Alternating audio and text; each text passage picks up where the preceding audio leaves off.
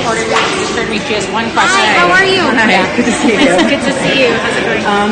So I wanted to ask you this question because you're such a strong supporter of labor rights, civil rights, bodily autonomy. All of these issues come together with the issue of New Yorkers who lost their jobs during the pandemic due to mandates. Due to the mandates.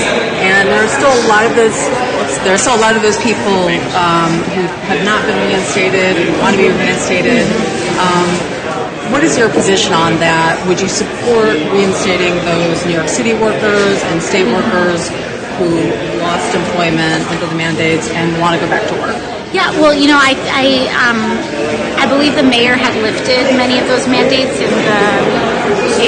towards the end of some of these shutdowns. But I think a lot of it, frankly, depends on the environment. In healthcare environments that are very sensitive, educational environments, I think these are things that need to kind of be looked at, and they tend to have different healthcare requirements per sector.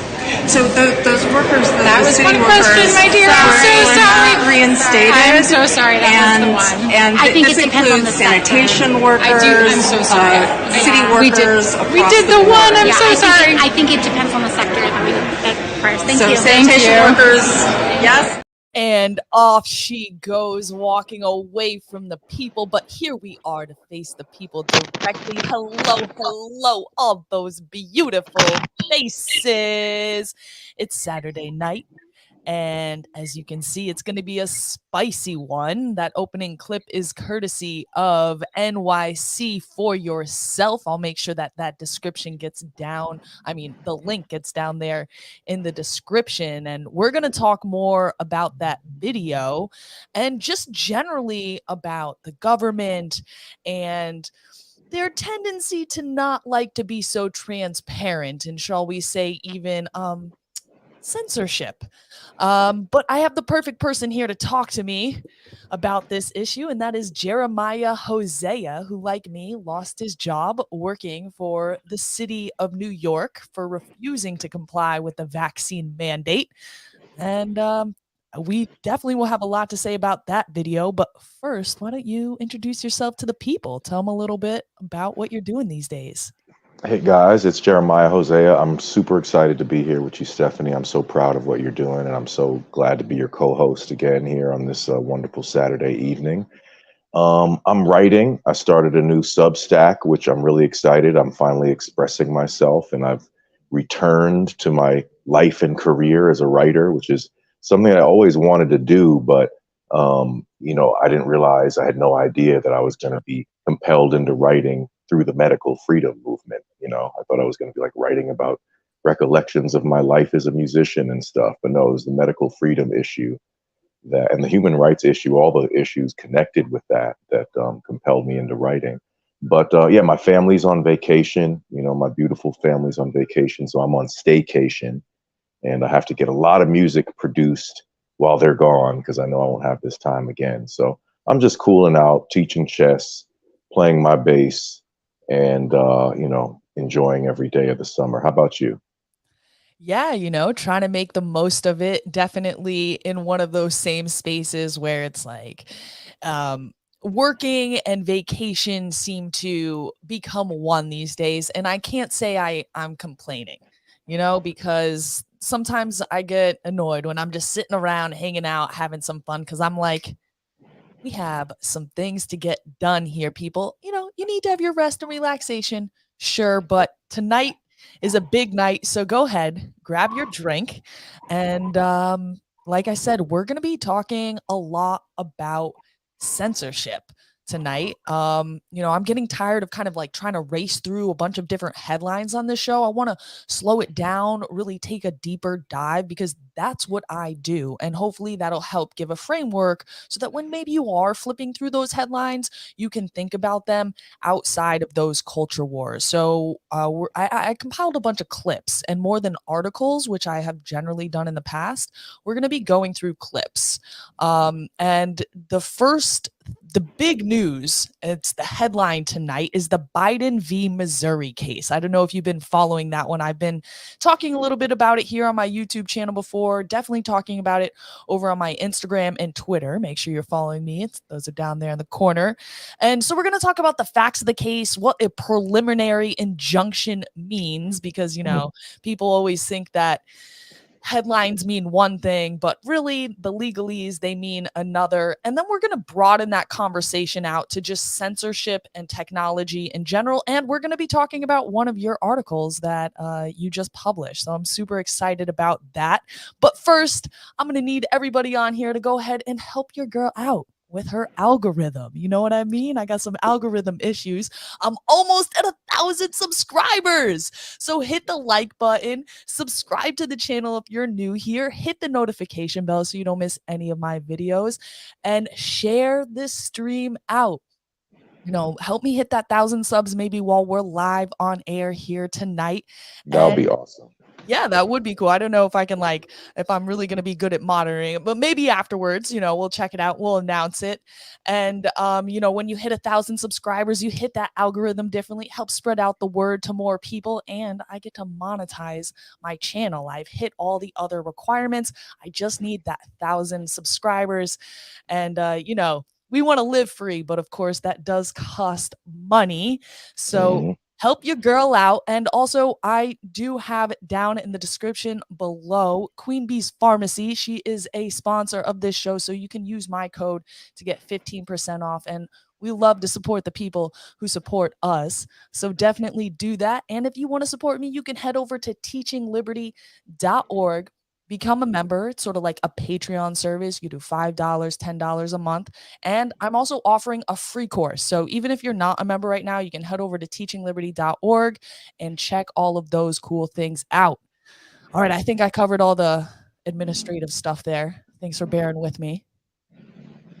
Yeah, please like, share, and subscribe, everybody. Like, my girl Stephanie Edmonds has really been consistent since this whole thing started. And I just want to point out to people, without going into a whole long thing, I just want to mention, we're in an exciting new age of information. It's just straight from the horse's mouth. We can just share information with each other. It doesn't have to be filtered through some massive corporation. And people should really realize that's kind of a big deal. That's one thing that we can be excited about in a sea of complexity. And I think we're kind of going through some growing pains right now where we're getting out of that old model. And that's why the culture wars are so inflamed, because we're in that in-between stage between being able to express ourselves, but also having it filtered through all these third parties. We have the ability to go straight to our source, or straight to the source, and then share it ourselves. So I think that we need to sort of get over that hump. And again, I hope that we're doing that here. And that's actually super related to the topic that we're going to be talking about tonight. I want to go back to that opening video. It was with AOC, everybody's favorite politician, right? Your favorite? Right. Sure. So you seem so enthusiastic about it. Yeah. I'm not enthusiastic about any politician that I know of that's in office right now. I'm not enthusiastic about one. So that's just me, but yeah. Do you know what? I have to agree with that. I would say certainly on a national level, when we're talking like presidential politics, I'm just like, why would I support any of these guys? Like, even the ones who are saying the things that I really like, I'm just not convinced. And again, that's something that we're going to talk about later, but let's go ahead and bring up this clip. So NYC for yourself, I highly recommend following. She is doing actual journalistic work, getting on the ground. And you can see AOC walked away, but she continued asking her questions, really revealing the non-answer answer that she gave. And this just shows, I think, like where the establishment is at this point in time. I mean, it's been what? 2 years now, and essentially everybody has admitted that the vaccine was rushed, that they kind of went too far with the mandates, that maybe they should have slowed down, that the information they were sharing wasn't correct, that we're going to see, like, later on, I'm going to play a clip of Jack Dorsey saying, well, maybe we shouldn't have booted Trump off. So we can see that in one way they're admitting it. But then when put feet to the fire, what kind of answer does she give? Well, depending on the job and the place, and she doesn't even directly respond to people like you and me, right? Right. We weren't reinstated. We weren't given our job back with back pay. Nope. Is I there don't some know. legal case that happened that we could go and pursue that or something? I don't know. So, yeah, there's definitely right now multiple cases that are going on through the courts.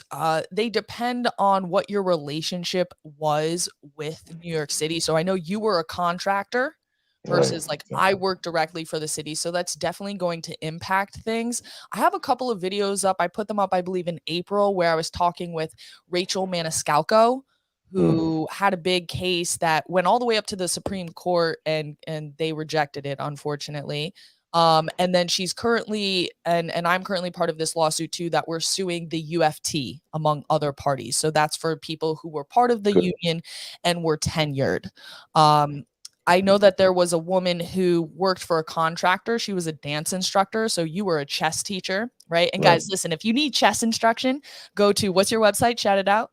RemoteLearningChess.com. RemoteLearningChess.com. And if you're in this area, it doesn't have to be remote, right? If you're in New York, And New and a Jersey. matter of fact, I'll add to that. If you mention Teaching Liberty, I'll make a donation through your lesson to me. I'll give you a discount and make a donation to Teaching Liberty. Oh, what? Yeah. Okay, So whatever. please come on. Let's make a nice little, community thing out of this. Exactly. See, even though we got fired, we're remaking ourselves and we're doing even better. It feels good, like to make your own contracts and to be able to negotiate these things. It's very empowering.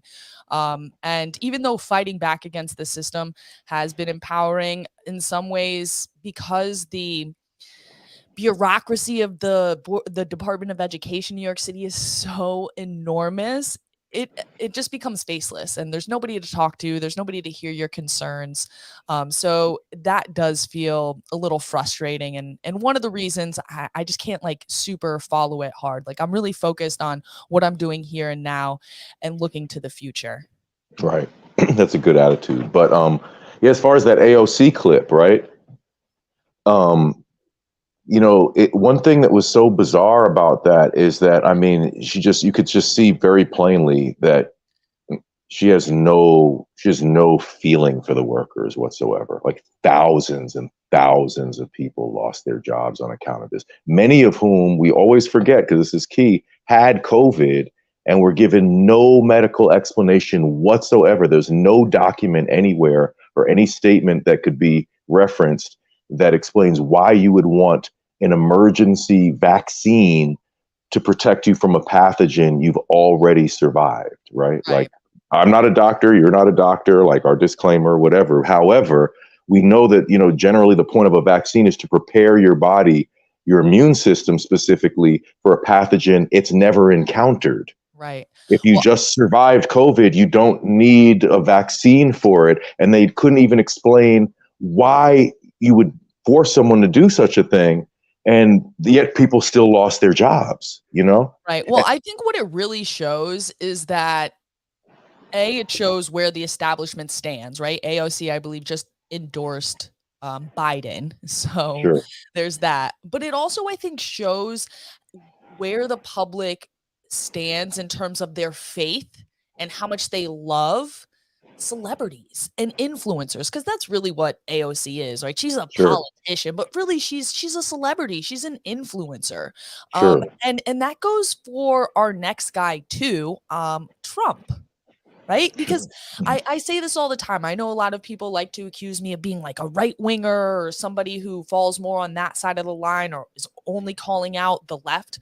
But the left and the right are so similar, right? How they operate. And I would say the same way that AOC is able to operate off her celebrity and her influence status, so is Trump. Sure. I mean, but let's not forget the irony of Trump, right? The irony is that he was invented by the same media establishment that would later go on to attack him, but do so, to create this adversarial relationship that was very, very profitable. You know, Right. it's No, they definitely want Trump. Like, they're elevating him again. As soon as he got indicted, I think he flew up 10 points in the polls. Like, right. And like I was just saying, we might off. be pacing ourselves for like a situation similar to what happened in Brazil, where Lula da Silva served a prison sentence and was released from prison to then take the oath of office as their president. Right. You know, Right. like from the big house to the White House type of thing. Yeah. And somebody else brought DeSantis into it. They said they don't trust DeSantis. He Well, seems I'd like say he might don't be. trust any of these Yeah, people. don't I mean, trust these any of people them. haven't earned your trust by any Yeah, means. yeah, for sure. But And you know, and DeSantis, I have to say, let me just say my little thing about DeSantis go as a ahead. New Yorker who doesn't know him, particularly on the ground. You know, I like DeSantis about the COVID stuff, you know, and his Right. hot shot, Right. his Surgeon General Ladapo, and he Yes. turned out to be right. However, my man totally loses me with his reverse, or not reverse, but like his brand of cancel culture about, you know, he wants generic history books taken away. Like kids aren't supposed to know who Rosa No, Parks okay, is well, type of actually, stuff. no, that was actually like that was totally manipulated. So that Really? Rosa Parks thing Okay. was purposely made so that it would be rejected. But so I'm gonna stand up for him there. And Okay. when it comes to things like that, I think he is ultimately going with the right policy, but he just does it in such a way that I feel like inflames the culture wars. I know a lot of what you might call like good New York City progressives who sort of flipped over the last couple years to be more like they were like the open schools moms, and now they're like, "Oh, maybe I understand, you know, school choice now." And they just like you, they like Ron DeSantis for the COVID policy, and they think that he's less inflammatory than say a Trump. Right. Uh, A but little more professional, right? In his right, yeah, he certainly is more buttoned up, but I definitely think there's, you know, from the AI photos to just the way that he really leans into the culture wars. I'm not convinced that it's any less inflammatory. But right. again, like we were saying, it's Well, like you know, and I you know what the just thing is don't that I don't like yeah. offhand, like this whole sort of, you know, and again, we want to have another discussion about, you know, frankly, what does right wing and left wing, frankly, mean Yeah, at we this need to point? I have mean, that it means discussion. a lot of different things in people's heads, and people are kind of tossing the terms around. Like, you know, there's like hard left, like Mao Zedong, like the, you know, the history of global communism, and then there's like the Democratic Party. And then there's like the hard right, meaning like militia people who are into, you know, military drills and they're ready to fight the government. And then there's like the Republican Party. So like there's a really wide Right. spectrum, you know. Well, let's pull up your article and just I think this first paragraph here is Well, I worth. was gonna say though, quickly though, is Yeah, just go ahead. I lost my train of thought for a second, but just the notion that, you know, one thing I don't like about like a DeSantis type and a lot of these sort of Republican Party types is they just seem to not understand that we live in a multicultural society. Mm, You know, it's like get over it, man. Like maybe. the image I of don't a know if I human agree being with is not that. just this sort of generic image of like the so-called like white John Smith, and everyone else is Right. this sort of alien and intruder who's interfering with your way of life. Like, come on, guys. Like, you know, I don't know, but I don't know if I agree with that okay. portrayal for per se, but we can talk about that. We can talk about that. But let's go ahead and look, because like I said, there's this sort of celebrity that AOC can ride off of, and the same thing is happening with Trump. And I and we talked about this On previously a bigger on scale, of course. I mean, right? Like Trump is was the president. I mean, right, AOC, right. you Um, know, so she he's would aspire to achieve what Trump has done. that's right. So let's get right to the point. If you took the Trump vaccine, you're a Trump supporter. And this really just shows again how that those culture wars function when it's your guy, right? Or when it's not your guy. So Trump wasn't their guy. They were against the vaccine. Once um, Biden and Kamala get into office, right? Those are their guys. And they're like, oh, well, I guess because they said it's safe and, you know, they gave their approval, so I'll take it, right? This is the hallmark of Trump's one-term administration was the rush to market experimental fake vaccines. And then on the other side, right, is like all these people who are continuing to support Trump, they also tend to be less pro-vaccine, or maybe they took it, but they're definitely anti-mandate. And yet Trump is the one who rolled out the red carpets for this massive federal government crackdown, right? Right. And these experimental schmaxines. Yeah, I call them vaccines. Vaccines. There you go. So receiving a medical intervention is a far more significant action than casting a frivolous vote. And I never thought about it in those terms, but you're definitely right. Like, come on, you have to at least like acknowledge the argument, guys. That's why I say, hey, don't just dismiss me offhand. Like, check out what I'm saying. And, I also want to point out quickly, I understand I was being a little bit provocative. I'm being a little bit rough in the title even. I understand a little tongue in cheek for sure, Yeah. for sure. Where you're like, this because is undebatable. look, I understand. Yeah, I mean, look, there are people who, took the vaccine who don't support Trump. Let me acknowledge that here on your program. I'm revealing that, I acknowledge that right away. I'm not saying you necessarily support Trump on the ground politically because you took the vaccines. But my point is, the hallmark of the Trump administration were his Operation Warp Speed so-called vaccines that were released under his administration. That was like, if we look at historically, that's going to be perhaps the hallmark of his administration. And if you're one of the 70-something% that took that intervention, then, you helped Trump get over the top. You should have protested Trump by refusing his vaccine. No, Mr. Trump, I'm not taking some rush to the market product. I want everything to go through the regulatory process properly, but in a state of fear. And we always have to keep an eye out for historical situations where they can get you to say yes when people would have normally said no. And I think that's where I really want to go with this conversation is the different levels and layers of what you might call censorship, right? Because on the one sense, there's, and we're about to get into this with the Biden v. Missouri case. Yes. There's that direct First Amendment where, I mean, it seems pretty clear to me, there's people who will dispute this, that the government was taking a role in communicating with social media companies and other technology companies to censor people and to chill speech. That seems pretty clear to me. But I think beyond that, and sort of actually what you're getting to and what really drives some of this celebrity behavior, I think to another level. It's certainly always existed. I think the Kennedy family, right, which is like America's royal family. Yeah, right.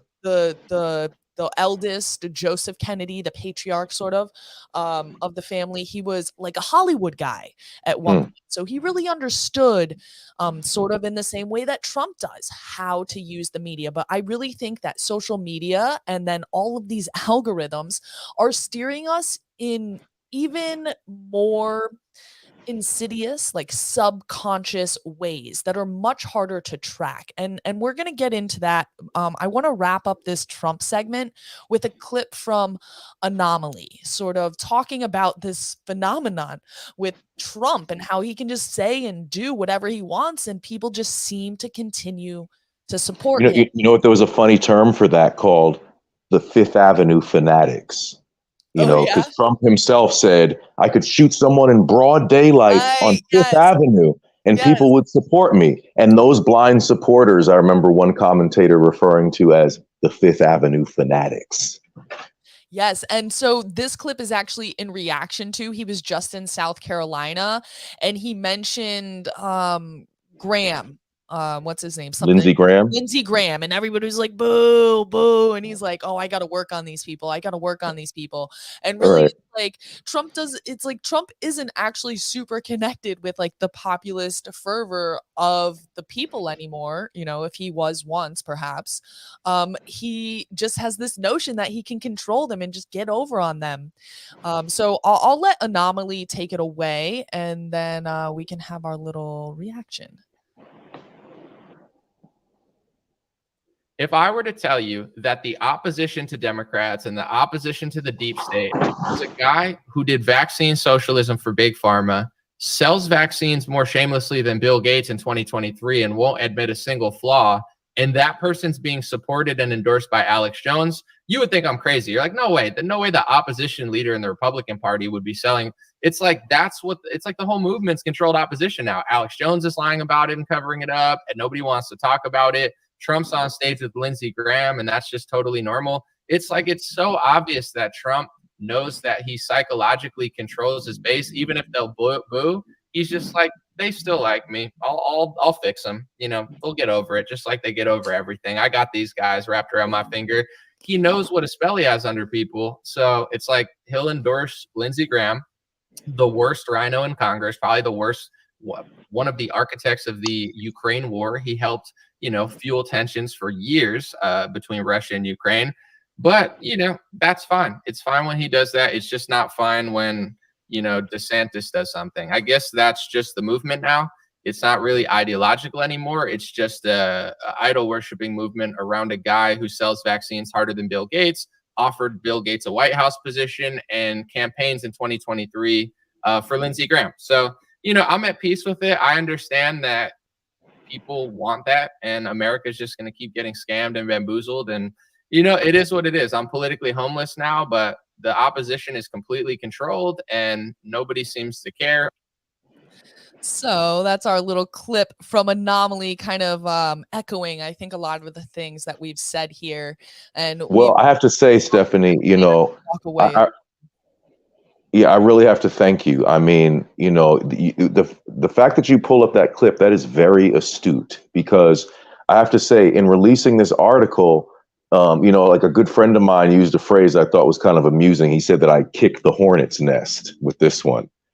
And, I think it's really upsetting to people, because it really creates sort of a cognitive dissonance for anyone who would check it out. Because, if you prided yourself on having taken the vaccine and done your civic duty as instructed by Biden, I'm sort of like unpleasantly reminding you that was the Trump vaccine that you took. You elevated Trump and his historical legacy in participating in that, basically. But you got to the key of what I was referring to, the real thing that I want people to objectively stop and take the time and notice.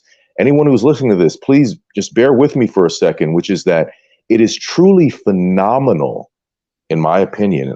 I don't see how other people could see that, not see that this is phenomenal as well, which is that you had Harris and Biden derisively saying they would not take a Trump vaccine. They wouldn't trust it. Joe Biden had, said plainly on television. I have a video clip that I could refer people to. It was on I got it from the Jimmy Dore show, but he said on whatever national program it was, who's going to take the shot? Are you going to be the first to take the shot? As though only an imbecile would take a Trump vaccine.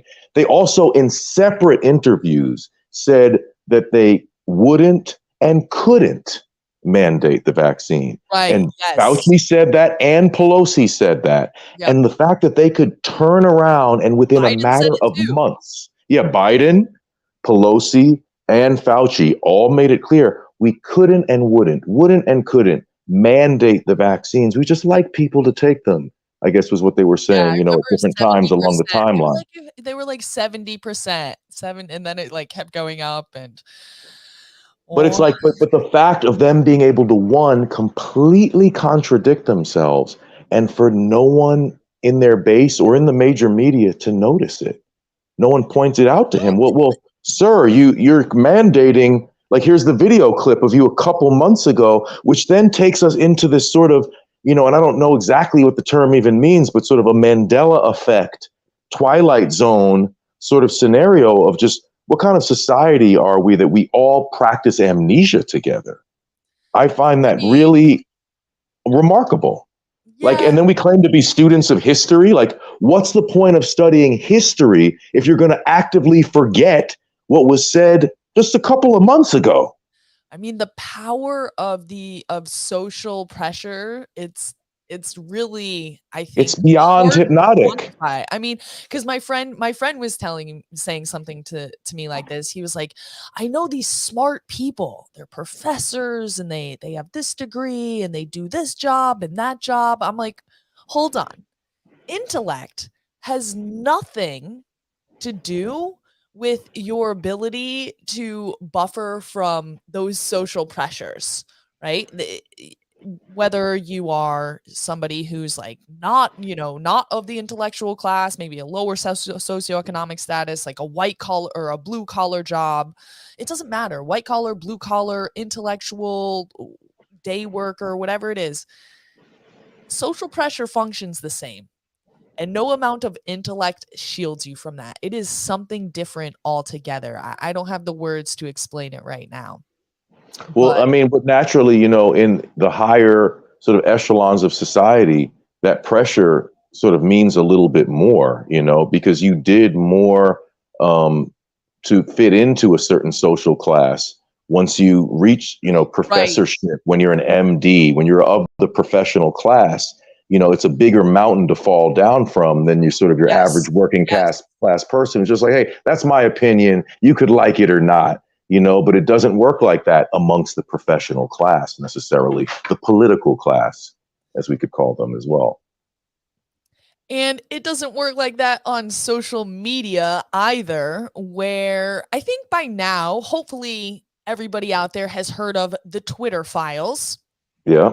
Which when Elon Musk took over Twitter, he had reporters come in and sort of dig through a bunch of the communications and reveal to the public how Twitter had been censoring. And it was made clear that it was at the direction of the government. However, that was in large part prompted far before Musk took over by this case, Missouri v. Biden. So there were prominent figures, highly censored, but prominent figures like Aaron Kheriaty. I believe he was in UC Davis out in California. Martin Kulldorff, who used to work for Harvard, right? Many others. They started noticing a pattern when their tweets would be, slapped with a misinformation warning or removed, or they both ended up ultimately being, permanently suspended, of course, until Musk took over and reinstated them. But, in talking, they started putting together a timeline, and they discovered from this case, they got discovery that, yes, indeed, the government was doing extensive direct censorship. And we have not a final ruling, but a preliminary injunction has been ruled by the court, putting a stop with specific names and departments named to all government communications with social media companies. So this is a big deal. I don't know, have you heard anything about this? About Missouri v. Biden? Yeah, about the case before we... absolutely. I mean, guys, this is really, really concerning. I mean, I don't know, it's really disheartening, honestly, Stephanie, because we just seen so many just massive things in our recent history, and the public has just completely failed to react. I mean, I'm flashing back to Edward Snowden. Snowden basically revealed that we are all under total surveillance. So, this is really getting away from... I have my surveillance device right here. Don't worry. And we've got this one directly pointing at us. Yeah, exactly. But, it's just, it's really crazy because we have something that, again, we should have pitchforks, and we should be heading to every state capital about this surveillance issue. But everyone's just like, oh, well, that's what a cell phone is. That's the way social media is. That's the way it is these days. And it's like, but guys, this is really dangerous direction that we're heading in. I mean, that's one thing I think historically. I mean, you're a history person, Stephanie. I mean, I don't know how you would interpret what I'm about to say, but, I think I always had it in my mind, in my analysis, that the United States had sort of mastered a certain aspect of propaganda through allowing free speech. They save themselves the energy of what dictators do. And you said something, we need to kill you. The U.S. figured out something much better. They said, hey, look, say whatever the hell you want to say. If you don't have, first of all, you could write a book, and it's most likely no one's going to read your book. But then, okay, a group of people read your book, and you said about America's, has all this stuff going on with the deep state and whatever. And well, what are they going to do about it? Right. Is the next thing. Well, so they just said, let people say what they want to say. If they don't have the power to do anything, let them be. And now we're getting into a threshold of, no, don't even let them say what they want to say anymore. We're going to start really creeping up on you now. And and penalizing you if you say the wrong things and cutting off your voice and all these different types of censorship. It's incredible. I didn't think I would see this in this country, and it's happening. I think you're right on the one sense of the point of setting up the country in the way that it was set up was so that we could have ballot boxes and discussions rather than bullets and pitchforks, right? We want to be able to talk things out and use some civil process that doesn't require bloodshed. Now, has that always been perfectly applied even here in the good old US of A? No, certainly not. I mean, I can even think of, I believe it was 1917. We have the Sedition Act, and what's the other one called? It's like basically it's saying that you can't say anything bad about the United States. Wow. Let me look up the law. So there is definitely a history of that cracking down on the press Treason. during Is the it first during the First World War, and then it was used again, I believe. There was the whole thing during communism with McCarthyism. So it's not like this has never been an issue before in the United States. I think that even us people who feel like we have a kind of good grasp on history can kind of get nostalgic about how good we have it. I think if you look at any I don't want to say any, but if you look at most like popular uprisings throughout history, it's still only quite a small percentage of the population participating in it. right? At the time of the revolution, I think only 30% of the people supported the rebels, right? And then And less than 3% fought. yeah, so you know what I That's what mean? Rob Schneider said in an interview The recently. the resistance of the French when the Nazis came in, again, that was a small percentage of the population, like 5%, something like that, if I can recall. Right. So I don't think that we are necessarily in completely unprecedented times. I think that we can certainly use some history lessons to help us get through these times. And I think in many ways, some of these things feel amplified because you have a 24/7 news feed on your scroll, and you are probably less connected with your family and other close friends than you were in previous generations because you didn't have this thing interfering. And like for example, my son is away with his father this weekend. It's much less likely that families would be split apart where somebody would have a whole night to themselves like this. Like your family's on vacation, right? That's like you didn't like not go on vacation with your family. Like Yeah, you right. didn't These go are on like a vacation at result of the all. economic circumstances. Yeah, so I think there's a lot of different factors that are coming together with this like synergistic effect. I remember that from 12th grade biology of the brain. When you Yeah. have two drugs, it's not 1 + 1. It's like 1 times 10,000 or something like Right. that. Like, Right. it just becomes way more than what it is itself. So I think that we have a lot of factors working on us that are not unprecedented, but then with social But media exactly, that's what comes I was going to something say. new, and like that 24-hour news cycle, at least in your mind, like at least in the way that it's so immersive and all consuming. I don't think it was that way, at least for as large of a segment of the population. There may certainly have been people who were But deeply embedded in the issues in the past that were really of that class of people. But more people now are definitely of that. right. I mean, well, if we look at what this censorship consisted of, I mean, we're talking about, you know, a multifaceted approach and a collusion apparently between Facebook and Google Yeah. and, I mean, various, major corporations that are being suddenly, I think someone said, I don't know if this is accurate, but someone said that basically for a period, Twitter was just sort of an online division of the FBI, and even Yeah. added the observation that there was no product development by Twitter. They were so into the surveillance security thing that they weren't even in any way considering, well, how do we sort of update our product and our interface a little bit? There was none of that for a while. It was all about the censorship. And it's like, when before in histories were doctors being censored? And when before I'd never been. Do you know, because like again, I wanted to get into the CNN video, but I will say, for example, I do think that the witch trials or like the witch hunts of Europe were sort of connected. Or Salem, right? We're like Salem, I think, is a little bit different. But in Europe, the witch trials were very much connected to like these healers and these women who were like naturopaths, and after that, they were sort of replaced by like males, right? The midwives got replaced by these doctors. So interesting, right? Yeah, again, I think that you can find some of these echoes and things throughout history Good where point.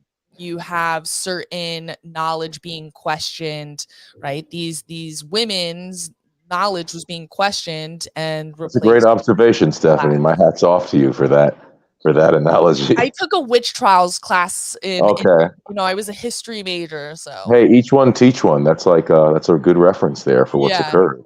Yeah, so then likely getting rid of naturopaths, and then again, if you go back to the early 1900s when what's that guy's name that everybody hates? He got rich off the oil. Talking about that guy. Right. Carnegie. He was that was a steel. That was a steel industry. Yeah, he was the steel guy. Oh my God, how can I? Anyways, he's the one who had all the oil, and then they started making all the products based on oil. So that's where we got like canola oil, and that's where all the modern medicine. Everything was petroleum based, right? Exactly. And then they started trying to undermine the homeopathic stuff. So Rockefeller, thank you. Okay. Shout out for helping us. There was so many Rockefellers though that I was like, wait, Rockefeller? like which one? The original guy. John D. Rockefeller? Yeah, the original. But let's go ahead and pull up this CNN report, and Shmerkanish does a good segment here. He covers this case well. He has on Dr. Jay Bhattacharya, so that certainly helps. But he gives a nice little overview of the case here, and then we might watch a little bit of the interview with Jay Bhattacharya, but we're not going to watch all of this. Okay. This week, a federal judge in Louisiana restricted the Biden administration's interaction with social media companies.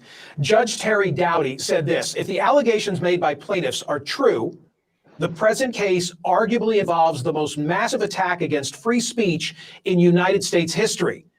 That might be an overstatement, but by the time this case winds through the appellate process, it might produce one of the most consequential speech decisions in United States history.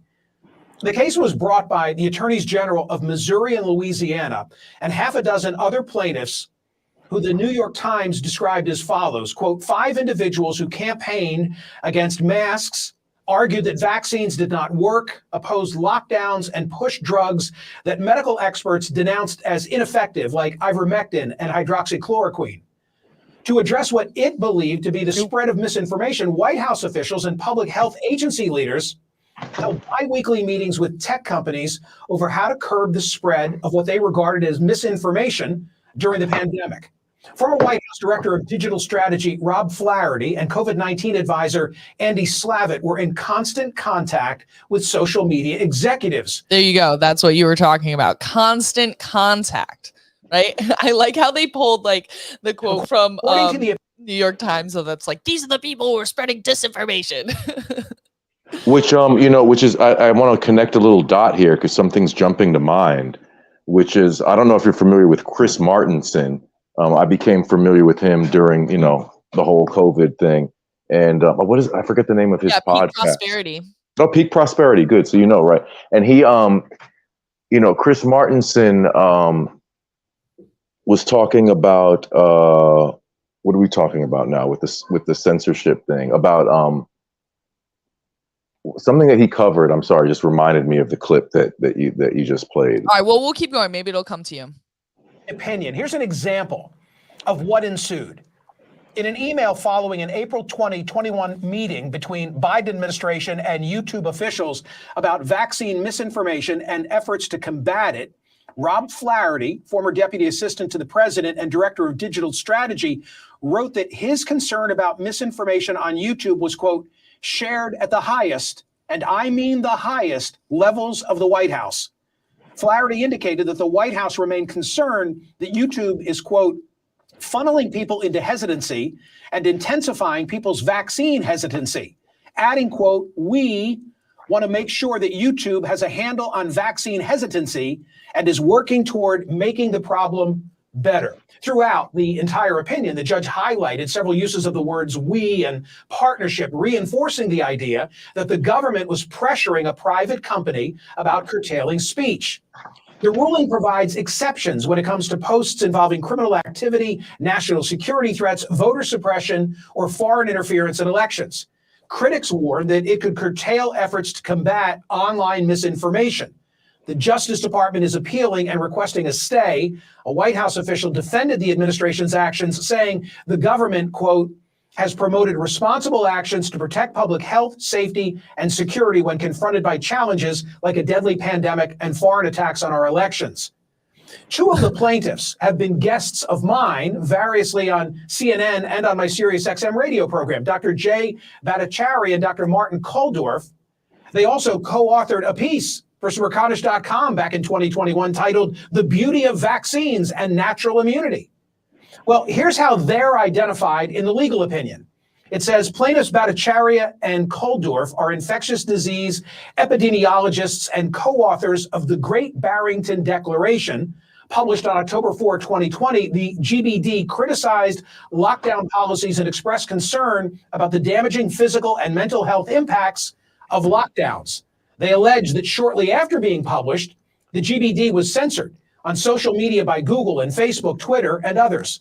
Joining me now is Dr. Jay Bhattacharya. He's an epidemiologist who's a professor of health So policy I at think that Stanford was a pretty good University. overview of the case. We don't need to watch the interview, though. I do recommend you do. Dr. Jay Bhattacharya is an amazing human being who I've had the honor of interviewing not once, but twice. Actually, no, 3 times, because I actually interviewed him before, like way back early in the beginning. It was winter of 2021, January of 2021. I had just started an organization called Teachers for Open Schools, and I was looking for people to come on and do a panel about why we should open schools. And I had Dr. Jay Bhattacharya and I had Emily something. Emily, she was from Brown University. She was another big, open schools person.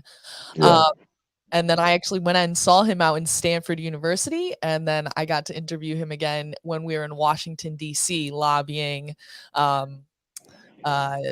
congressmen. So he's the Dr. real J has been awesome. He's been really exceptional throughout all of this.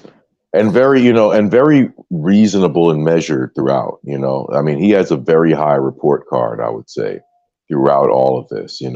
I would say he's pretty difficult to smear. He's been a guy who's been really steady and really rational in all that he said. Yeah. I mean, he always has a nice, calm voice. He doesn't get, although sometimes on Twitter, he's been getting quite fiery lately. Okay. Yeah, good for him. He deserves it. But no. I remembered my thought from before. Oh, yeah. What's that? Which is that, there was this event 201, which is just one of these bizarre things that, you'll get described as a conspiracy theorist if you mention it. But this event 201 actually took place where the Bill and Melinda Gates Foundation, I believe the CIA, I believe John Hopkins University, I don't know, there was a number of organizations involved with this event 201 coronavirus pandemic simulation. Now, I just sort of vaguely known about this. I said, well, that's just very strange that you were doing a coronavirus pandemic simulation a couple of months before the coronavirus pandemic was announced and unfolded. Been doing similar things over the last decade. I actually spoke with Jeffrey Tucker, who runs the Brownstone Institute, and he also writes often for AER, something, American Enterprise Institute, AEI. And he said basically after the 2009 H1N1 sort of didn't materialize into a larger panic, they started hosting these pandemic war games type things like 201.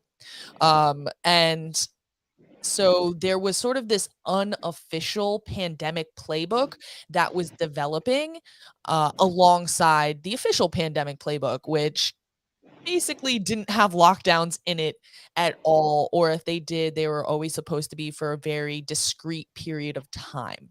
Okay. So that's definitely I hope to be able to dig into that interview and reveal more of that soon. Right, but see, an interesting thing what Chris Martenson, who did watch the entire coverage, like he saw basically, he took the time to watch the entire Event 201 event, Yeah. and he said, rather interestingly, it was all about information control. There was Yes, no I do discussion remember about that. saving people's lives from like a medical point of view from what he was Right. describing.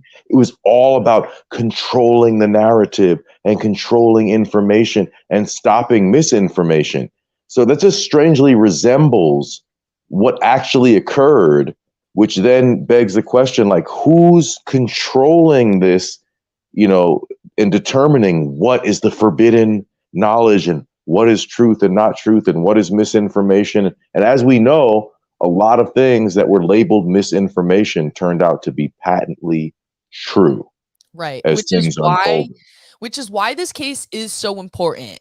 And of course, it's just a preliminary injunction, meaning that an injunction means that it's putting a stop to whatever the thing was that was causing harm, because the case shows high likelihood of being in that favor, right? So the case shows high likelihood that the government was violating the First Amendment.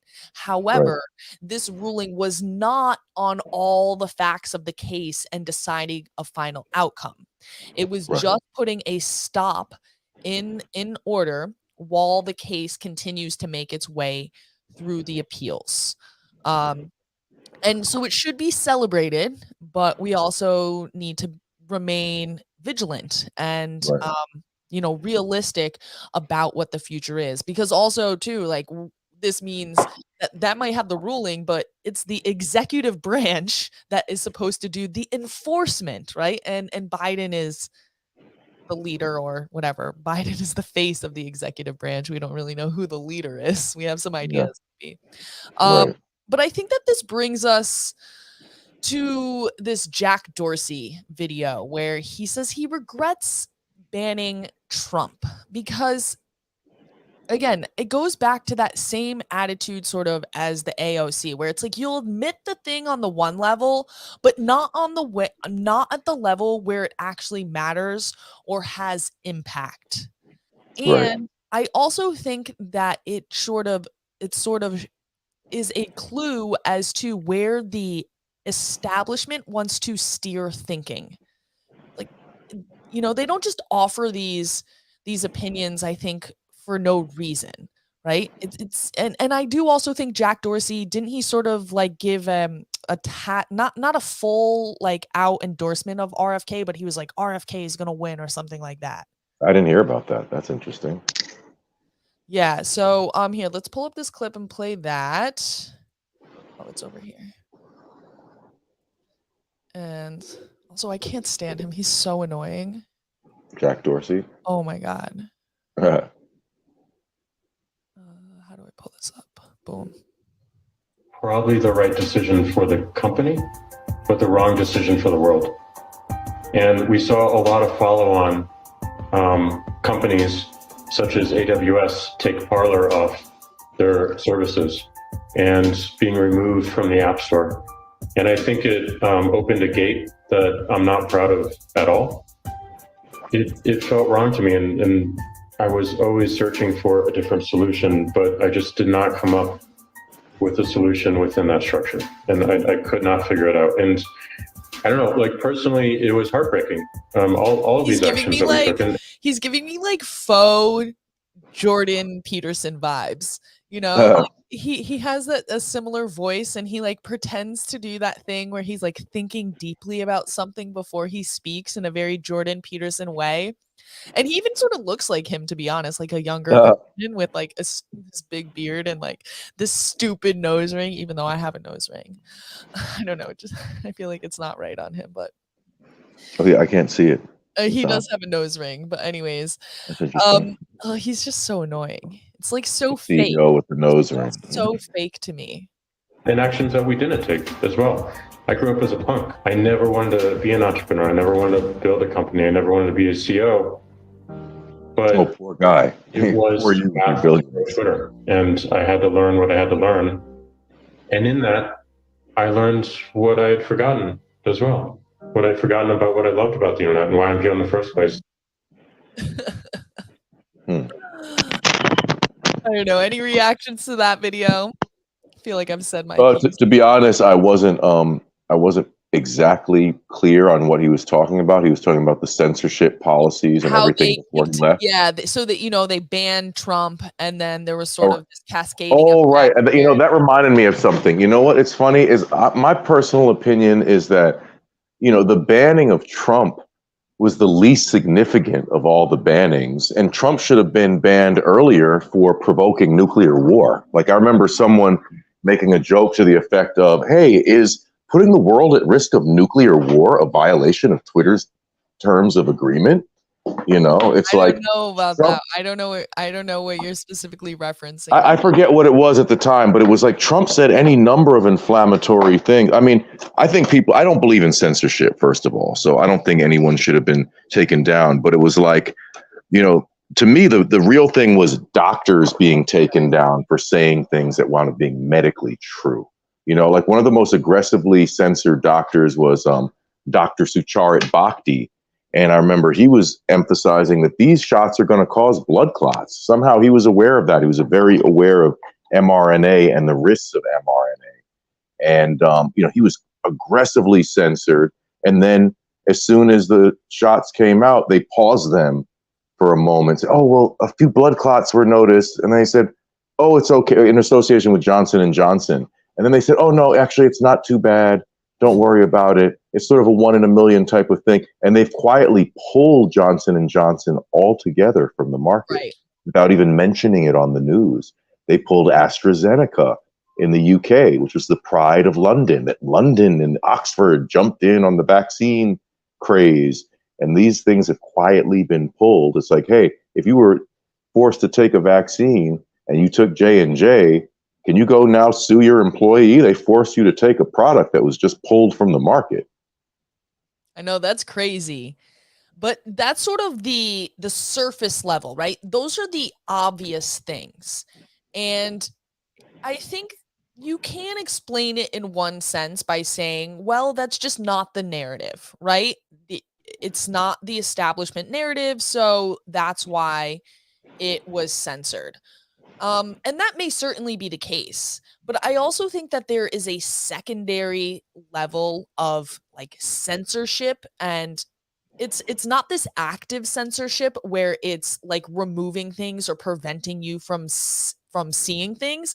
It's actually just steering you in these directions and presenting choices to you, or what you think are choices, but they really aren't choices. It's just like a playlist, really, and you're going to the next thing that's served you. And the first, I watch a lot about Web3 and especially how it's impacting education. And I don't talk about it a lot because it's super complex. But Elon Musk made this tweet today, or not today, I'm sorry, a week ago, where this is the first time I've ever seen it mentioned in any sort of mainstream conversation. And he said that there's been extreme levels of data scraping and system manipulation, right? And then he said again, or the day before, he said several hundred organizations or maybe more were scraping Twitter data extremely aggressively to the point where it was affecting real user experience. And he said this in reply to this guy who said, like, the internet feels broken, and I guess Twitter is now like account walled, and he's like, okay, well, what should I do? And then the guy says, thwart scraping patterns with InfoSec engineering, forbid bad forms of scraping in terms of service, add volume, base liquidated damages, and he's like, LOL, or like, LMAO, like, I guess those things are really, I don't really know what much of those things mean, to be honest. but he's saying like, okay, first of all, it's not allowed in terms and conditions, and just saying it's really hard, right? Like they make it appear legit. For example, there's massive scraping operating from Oracle IP addresses, right? That was just using their service as a laundromat. So like they're laundering through legit things and it's hard to tell. And he's saying we will take legal action, but it's going to take a long time. So I was just wondering, do you know what scraping is? Have you ever heard of I it? was going to ask you. You know, I could go grab my hacker dictionary that I literally have over here. No, that's fine. I'll certainly, and this is sort of what I'm really worried about. Just, I mean, like I post on social media, I post on Twitter, I post on all these websites. So it's like, really, how worried am I? But I do think about it, and I do at least want to have the conversations about it. Is they're taking this data and they're running it in all sorts of different ways. I mean, there's plenty of research studies talking about, oh, we took Twitter data and saw how people interact, this and that. But what scraping is when these AI machines come through and they just literally scrape all of your conversation data. And again, they manipulate it and run it in different ways to try to see different patterns throughout the internet. And you can do it on Twitter. You can do it on other social media websites. You can do it with the transcripts of videos. You can do it, again, in all sorts of different ways. And nobody like you're super deep into some rabbit holes and you have no idea what this is. And I'm going to play a video right now that's going to... Yeah, no, it makes a lot of sense, though. But this experience so here, we're going to play this video right here, and he's really going to go hard on what scraping is, how it's being used, and the real conversation that we need to be having that goes deeper than censorship. Because I think in one way, it's like they want to keep the Overton window focused just on this one sort of government-controlled censorship rather than like private companies essentially controlling your mind. Right. So here's the video. So this is from Allison McDowell. She has like 18,000 subs now. Congratulations. She just hit that. And she was a mom she is a mom, and she basically started out in like education, advocacy, and research. And now she's really broadened her scope. And this is actually her just playing a clip of this guy. That's where I found this clip. It's by the STOA, and it's about applied psychosecurity. But this experience shows you that there is a hard biological component to grammar formation, and it's instinctual. That's a really important takeaway, especially when we're talking about the linguistic component of memes. English has over 1 million words. The average person speaks about 20,000 of those words. The word cell nerds like myself, we speak around 80,000 words. And even with that wide base of words that we use, we have a home base, meaning we have certain words that we like to use over and over and over again. So you might have seen this concept. It's called a word cloud. To see, like, the bigger the text is, the more frequently that word appears in a body of text. The smaller it is, the less frequency. That's a word cloud, but that's actually a home base. That's a linguistic home base. If you capture the entire linguistic lifeline of a person, I can scrape an entire Twitter profile, like dating back to 2007. So if I scrape all the words a person has ever said on Twitter, and I do this linguistic home base analysis, not only can I build these pretty pictures, I can take these words, put a number next to it, and that number is how many times that word was said. And then I go to ChatGPT and I put in this prompt, and then I paste these words. And it will tell me the personality, the interests, the fears, and the hopes of that person, just based on a linguistic home base. Bro, I am doing it with linguistics alone. So the critical takeaway is that people say that the AI can never emulate the human soul. Wow, AI art's so good. Wow. ChatGPT can see your soul, and this is like version 1. What the fuck do you think 10 years from now is going to look like? So now let's take our speciation concept and incorporate text and linguistics. Now we have morphology, which is really a linguistic home-based deviation. So we have our word cloud, and if I measure the changes over time, I can get the morphology over time. I get branches, I get families, I get speciation. And then interbreeding capacity is learning new words. That's what breeding means, is to create new things. So if someone approaches you with words and then you emulate those words, you have an interbreeding capacity now. Comparison of DNA is comparison of linguistic timeline. I'm watching your words mutate over time, just like I would with DNA. And habitat behavior and distribution for ecology is just measurable grammar. I'm measuring your grammar instinct. Your ecology of linguistics is going to be what words you glom onto and what words you eschew. So now the meme isn't just pretty pictures. I'm looking on all the variations of this. Feels good, fam. Feels good, man. .jpeg feels bad, man. Dem feels, right? I can play this morphology with the word, and I can find that way better than I can find photos. Especially when I got ChatGPT looking at your soul. Like, I don't think if you went to somebody now and was using these in an educational context. Well, first of all, we'll go to her in a second and let her say her reaction. But first of all, I just want to say, dude sounds like an asshole. Like, so like in the one sense, I feel like he's probably overstating the power of like what he can do and all of these things. But on the other hand, I don't think that makes it any less dangerous, because it's extremely powerful and often has even worse outcomes when people think that they have control over something and they don't, right? So I don't know, any reactions for you before we finish out these last 30 seconds? Yeah, I mean, I'd like to listen to that again. Honestly, it's technical stuff. I mean, it just reminds me of the general subject of linguistic forensics, right? And that's been something that's been going on by agencies for quite some time now. I mean, they know there's a record of your little signature habits as an internet user, as someone who sends text messages. What abbreviations do you use? What little cute figures of speech do you tend to use, et cetera, et cetera.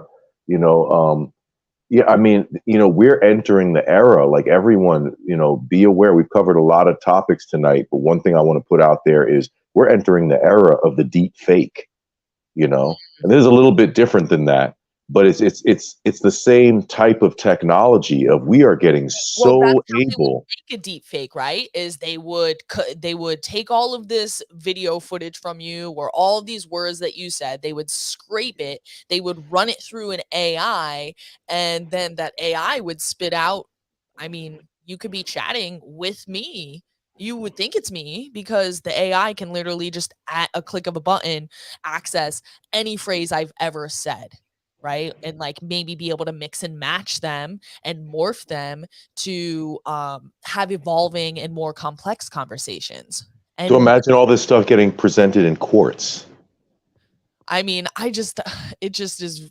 That's why, what I'm betting long on is relationships, is real relationships. The internet is great. It has a lot of uses. It's super powerful. I love and highly value what we're doing here, but we also know each other in real life. Like we've met each other, we've done things together, and I think that matters. Let's just listen to Allison with her 30 seconds of reaction here. Saying like, oh, they're going to scrape your life, and eventually we'll get to the point that they're going to scrape all of the transcripts of all the videos or all the podcasts or all the chat rooms you've ever been in. Like they talk about literally they can scrape all of that stuff and then create a psychographic profile of you to manipulate you. Like we didn't know that that's what it was. But I think that the people who developed them did, because it was coming out of the military-industrial complex. I mean, it was coming out of the MITs, et cetera, et cetera. And I think that's another big piece too. The internet came from DARPA. It wasn't just a bunch of nerds that came up with the email and then. What's his name? Al Gore invented the internet, right? Oh yeah, I forgot. How could I mess that one up? And so I think, again, I want to bring this back to the conversation that we were talking about with the AOCs, with the Trumps, and even with some of these figures who we might feel like we like, right? Like there are some people who I'm like, oh, they're saying the thing I like. Like RFK is saying a lot of the things that I like Vivek Ramaswamy. He is the liberty candidate, right? I love a lot of the things he's saying. Ron DeSantis, right? We like sort of his COVID policy, and I don't mind his culture war takes, but sometimes I feel like he digs in a little bit too hard. But when I start considering this larger landscape in which this game is being played, I really just question everything, right? Everything is a psyop until proven otherwise. Yeah, at this point, unfortunately, that's the world that we live in at this point. All right, I want to play another video. It was from the same YouTube video with Allison. Later on, she has a video clip showing on there, but she's just talking. And this one is going to, I know, in what you might call the resistance, right? In the liberty and the freedom side, we feel like we're so, we think for ourselves. We make our own decisions, right? But I think that there was truly an organic grassroots movement at the beginning, and I think it probably, even to an extent, a year ago, we were still fighting mask mandates or had just gotten over mask mandates. And there was certainly still a little bit of that left. But I really think over the last year, as we've entered this veil of normalcy, right, since the emergency phase has really ended, most people have admitted that it's endemic, and that most of the policies were wrong, that they censored the wrong things. And I feel like now that things are settling, we too are getting pulled as the resistance and pushed and prodded. And we've lost that actual free thinking independent. And it's just as a result of the dust settling. I don't think it's anybody's fault necessarily. But let's go ahead and play this clip, because I think that it gets to what I'm talking about. Like, we're performing humanity for AI, to train the right? AI. Like, this is getting back to the scraping stuff, right? So we're performing humanity for them, because like the AI then comes through and scrapes it and then uses it to mimic us, to mimic our humanity. So that's why I don't like to use a lot of these AI things either, because I feel like I'm like teaching the thing that is going to destroy me. And that I feel like the singularity is more about this biohybrid computing system, more so than just a machine attaining sentience. And so, this idea that our biology becomes integrated in with this digital communication mechanism. Like, I think that's really so central to the biohybrid computational model. And so it's not just the Internet of Bodies or the Internet of Bionano things, but it's towards this coordination mechanism. Right. This is what I'm talking about. Is like, next.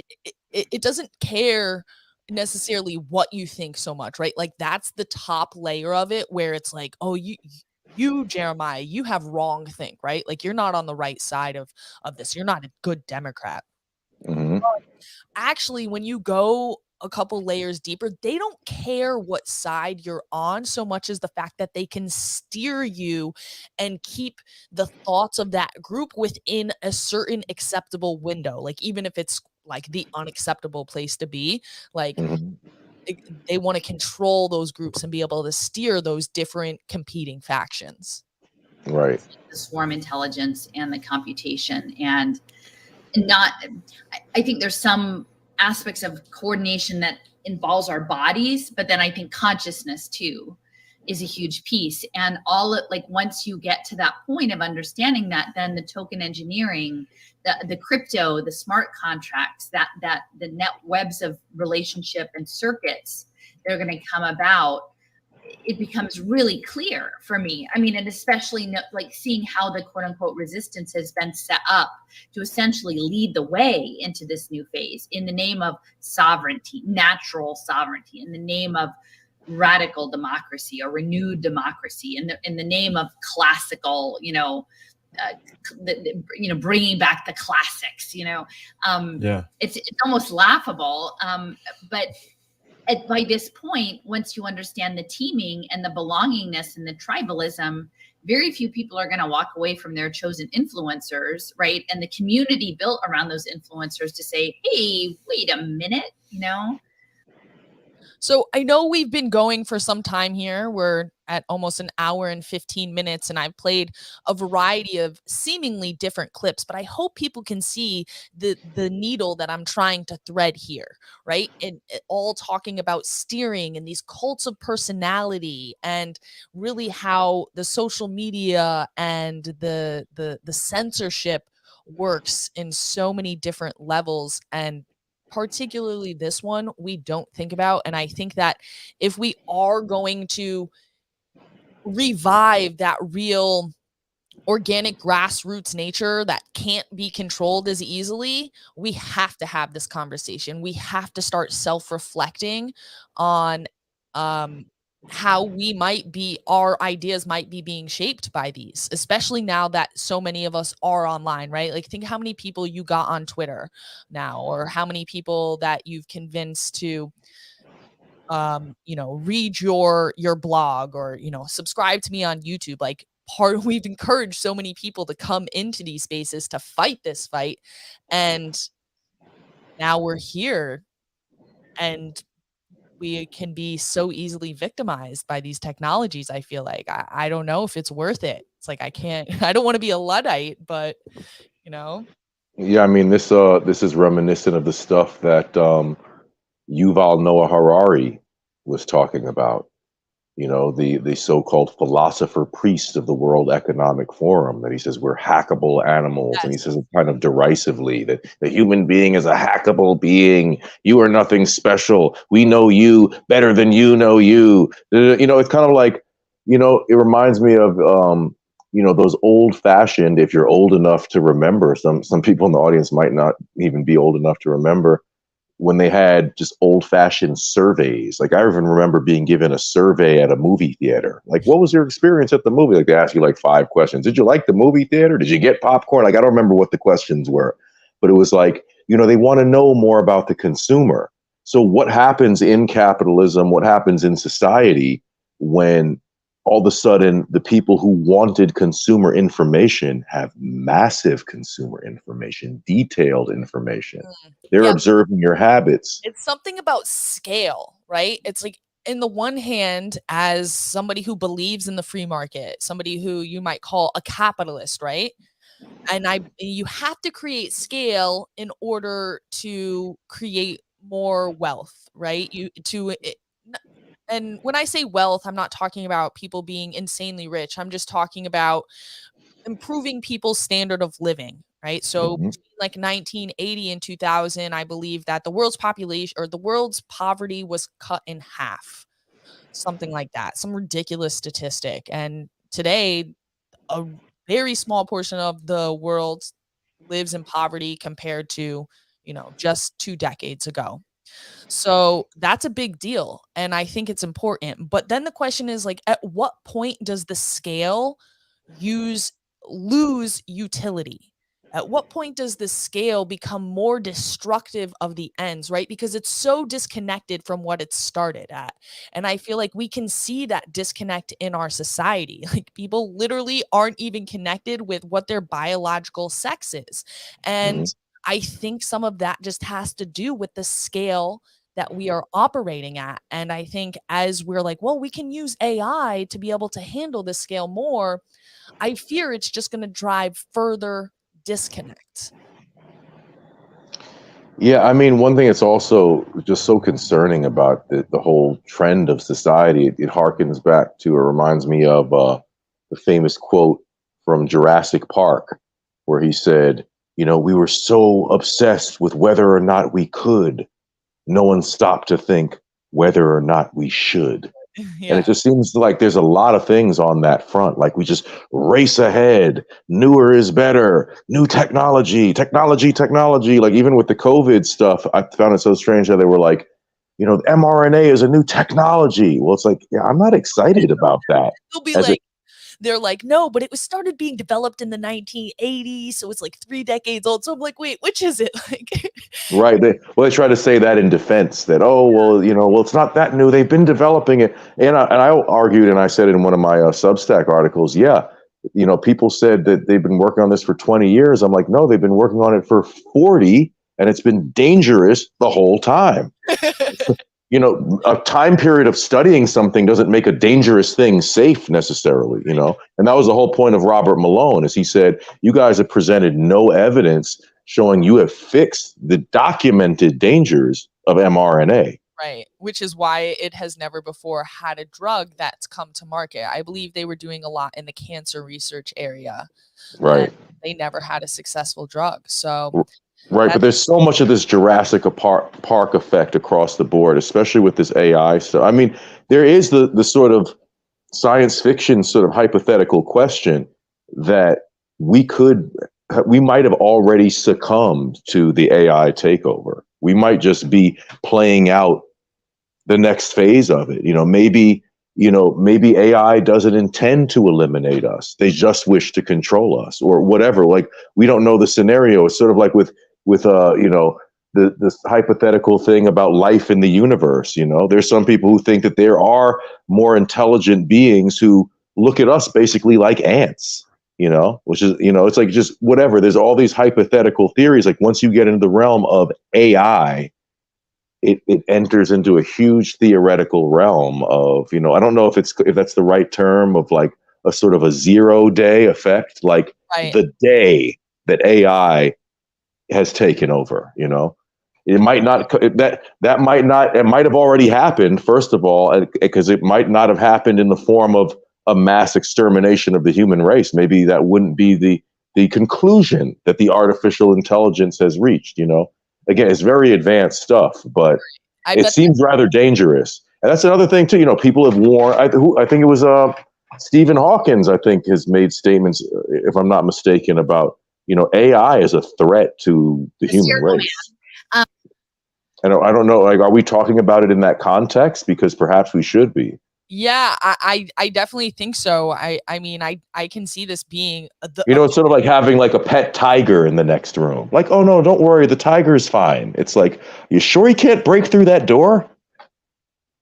Well, I want to talk a little bit more. I have another couple of clips lined up before we wrap this up, about just like this control and how language can be programmed and play on these very innate human structures. So when in the scraping video, the guy said language is innate in you. This is a structure that you're sort of naturally born with. And if you look at all different languages across humans, they have similar features, right? Yeah, the universal theory of grammar.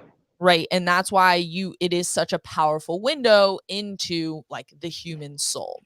And so I want to pull up another example of what I sort of see as this steering. And I can definitely feel it myself as somebody who creates content and posts on social media, because some videos, the way that some videos hit versus other videos, I can't understand why some would convert more than others, other than it's just like something that the algorithm favors because they want to discredit this person, or it's just an idea they want to implant in the public, whether again it's seen as like the right way to think or the wrong way to think. Let me pull up the clip. It'll explain it better. I'm doing a bad job. This is why I haven't yet talked about this stuff on my channel as much, because I'm not as comfortable with these ideas, but I do think that this is really where the conversation needs to go, and we need to get more comfortable with these ideas. Yeah, you need a new paradigm. That's why I really love Allison. I don't agree with her on everything, that's true of anybody, but she definitely, I'm like a free market kind of capitalist person, and she for sure is not.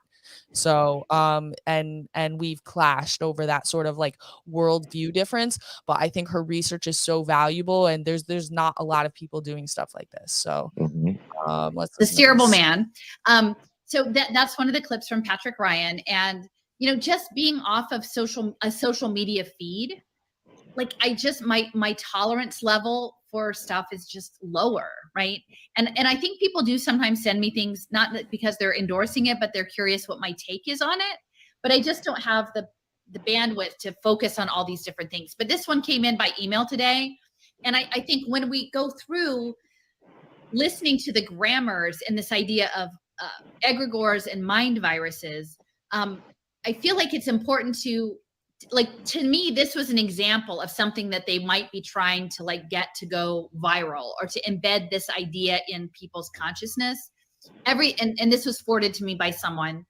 It's just an email, and it has a link to this Freedom Hub or something like that. I did click through. It's some sort of, there's, framing everything as freedom, and in bold sans serif or type, it says, all caps, everything tips us either towards enslavement or freedom. Which, I mean, and it's an unusual thing, because it's very much an imprint. If you're listening, it'll be harder to, but if you see this, it's like, boom, it's there right in front of you. And this enslavement or freedom, I can imagine some of these phraseologies, them searching to see if that got picked up and where it got picked up, and then mapping that. But as I understand it, and again, I'm not saying it's different realities, not that I'm right and the other analysis is wrong, but my reality isn't about enslavement or freedom. In fact, most of these people in extended reality, they talk about quote unquote degrees of freedom, right? The amount of programming that's going to happen in the token economies and in the robotics and in these swarm intelligences. So it's not a white black thing, right? Enslavement or freedom. It's gradations that are much more nuanced. And to me, when I see something being imprinted that obscures that, the ability to have a more nuanced discussion, something that has is a little bit more. I just thought this was a good example of how this functions. So again, this is language that I've seen a lot, where it's the stark contrast. And in one way, I think that's how the human mind works. That's how we process things. I know, for example, politicians, if you're running campaign, that's a very popular strategy, is just to pick those big contrasts between you and the other candidate. And you want to make it as simple and clear as possible. So on the one hand, I think, again, it's one of those, much like language is an innate structure, that's how we think. But on the other hand, I certainly think that these people can be hacking that system. They've essentially openly admitted that's what they do. And to make that point, I'm going to play one more clip, and then I want to finish off with an RFK clip and a Trump clip to sort of show what I mean, and the ways, again, connecting that thread back through between how people just seem so into these personalities, but not asking those harder questions and having more nuanced conversations. Yeah, I was going to say, one of my recent thoughts that I've been just noticing a lot is I've noticed a few people just getting very defensive about Joe Biden, which I find strange. And I just mean in regard to what we're discussing here, it just seems to me purely emotional. And I don't remember previously, I don't remember people caring about politicians that much. I remembered people in general just kind of understanding, hey, look, politicians are full of cheeseburgers and French fries. It's it's like you don't trust them. You vote for the lesser of two evils, whatever. If somebody said, yeah, I don't like Biden, he's kind of embarrassing, but he's better than Trump in my opinion. I could agree or disagree, but I'd understand. Okay, that I could understand. But getting defensive about a stale bag of Wonder Bread, what are you getting upset about? You think he's an inspirational leader? The dude isn't Martin Luther King Jr. Blue, no matter who. And if exactly. don't, it's obviously infuriating. Blue anon. But I think it goes back to this programming. If you're presented only two options, and those options are support Biden or support the radical right wing, I too would be like, you have to support Biden. If that's the message that you're receiving, and you're not able to see messages outside of that, cylinder, then it makes sense. Right. And I think that we have to gain a self-awareness of this if we're going to be able to overcome it. I mean, that's personally how I try to overcome my biases. And certainly I'm not perfect. Like, please call me out in the comments. Like, tell me what I missed. Tell me what I've messed up on. Tell me, I mean, the thing to remember, but I think that by having such a self-awareness of my shortcomings, I'm able to A, like laugh about it, and B, maybe combat them a little bit. And it just seems that we've lost a little bit of that self-awareness. We're so disconnected. Yeah, I mean, a thing to really just remember about all of these public figures, like my favorite political author, Guy Debord, referred to stars of decision, meaning the politicians, and stars of consumption, meaning your artists and your entertainers or whatever, But it's like, it's like we have to just remember all of these people that are paraded before us on television, through media. They're not your friends. They're not your family. And check it out, they're not even your acquaintances. Like, let's deal with the reality first. They don't care about you. Like, that person that you're fighting for, you could drop dead in the middle of the street, and that has no effect on them whatsoever. Maybe at the local level, right? If it's like a mayor or a state rep or something, a school board member, like somebody who's actually embedded in your community and you have a relationship with, there might be a chance that they do like have some genuine care for you. But other than that, come on. That was my one of my things about like Vivek. Like, I love his message, but at the same time, like, you spent probably well over $10 million at this point, because that was like a month ago I saw that number, to make this huge platform for yourself in the last 10 months. But like, I didn't know who you were during the lockdowns. Like, where was that money to help us win some cases? And maybe he was doing it. Maybe I'm just ignorant and I don't know. Again, please correct me if I'm wrong. But I know about him now, right? Because he's taken the time and the money to invest in, and I didn't know about him then. So it makes me feel a little bit jaded in a way, because like, I was on the streets, like I was busting my ass when I was living off my savings because I had my paycheck taken away from me for not Where getting. are you referring to? Vivek Ramaswamy. Okay, yeah, I'm not really He's like familiar. the Liberty candidate. Again, I love his message. He has good energy. Like, he's young. He's the first millennial presidential candidate. But again, it's sort of like, well, you're spending a lot of money to get your name and your stuff out there now. Like, that's great. I love the message. I'll uplift it. But like, where were you a year ago, 2 years ago, with all that money, making yourself be known for and having that fight, like fighting the fight that I was fighting? And I mean, RFK, I think to a far greater extent, was wading into those battles. I mean, I don't know necessarily at the street level, but he certainly was funding a lot of street level organizations. And he was visible, Yeah. He gave us some important speeches early on. So I want to give credit where credit's due, but at the same Pointing time, to one of the most important facts, which is the fact that the Pfizer trials show, and not the Pfizer trial, all of the trials, the Rush vaccine trials, or whatever little preliminary data that no one bothered to look at was gathered, showed in the beginning these are negative efficacy products. right. And he was the one who went through some of that math. Right. But let's hold on to that thought. I want to play this save that for later. I want to play this clip because I want to circle immediately back to that thought. And again, talking about how algorithms might be used to manipulate our thinking and our perspective on people, that they might seem like they're on our side, on our team, they're part of the resistance, but we're being manipulated where we can't see the big picture of, in this case, what they're using the metaphor of a gorilla walking through the scene that nobody sees. So, play another video. We give radiologists a batch of x-rays and ask them to look for anomalies. And on the final x-ray, you put a picture of a gorilla, which is 48 times the size of a cancer nodule.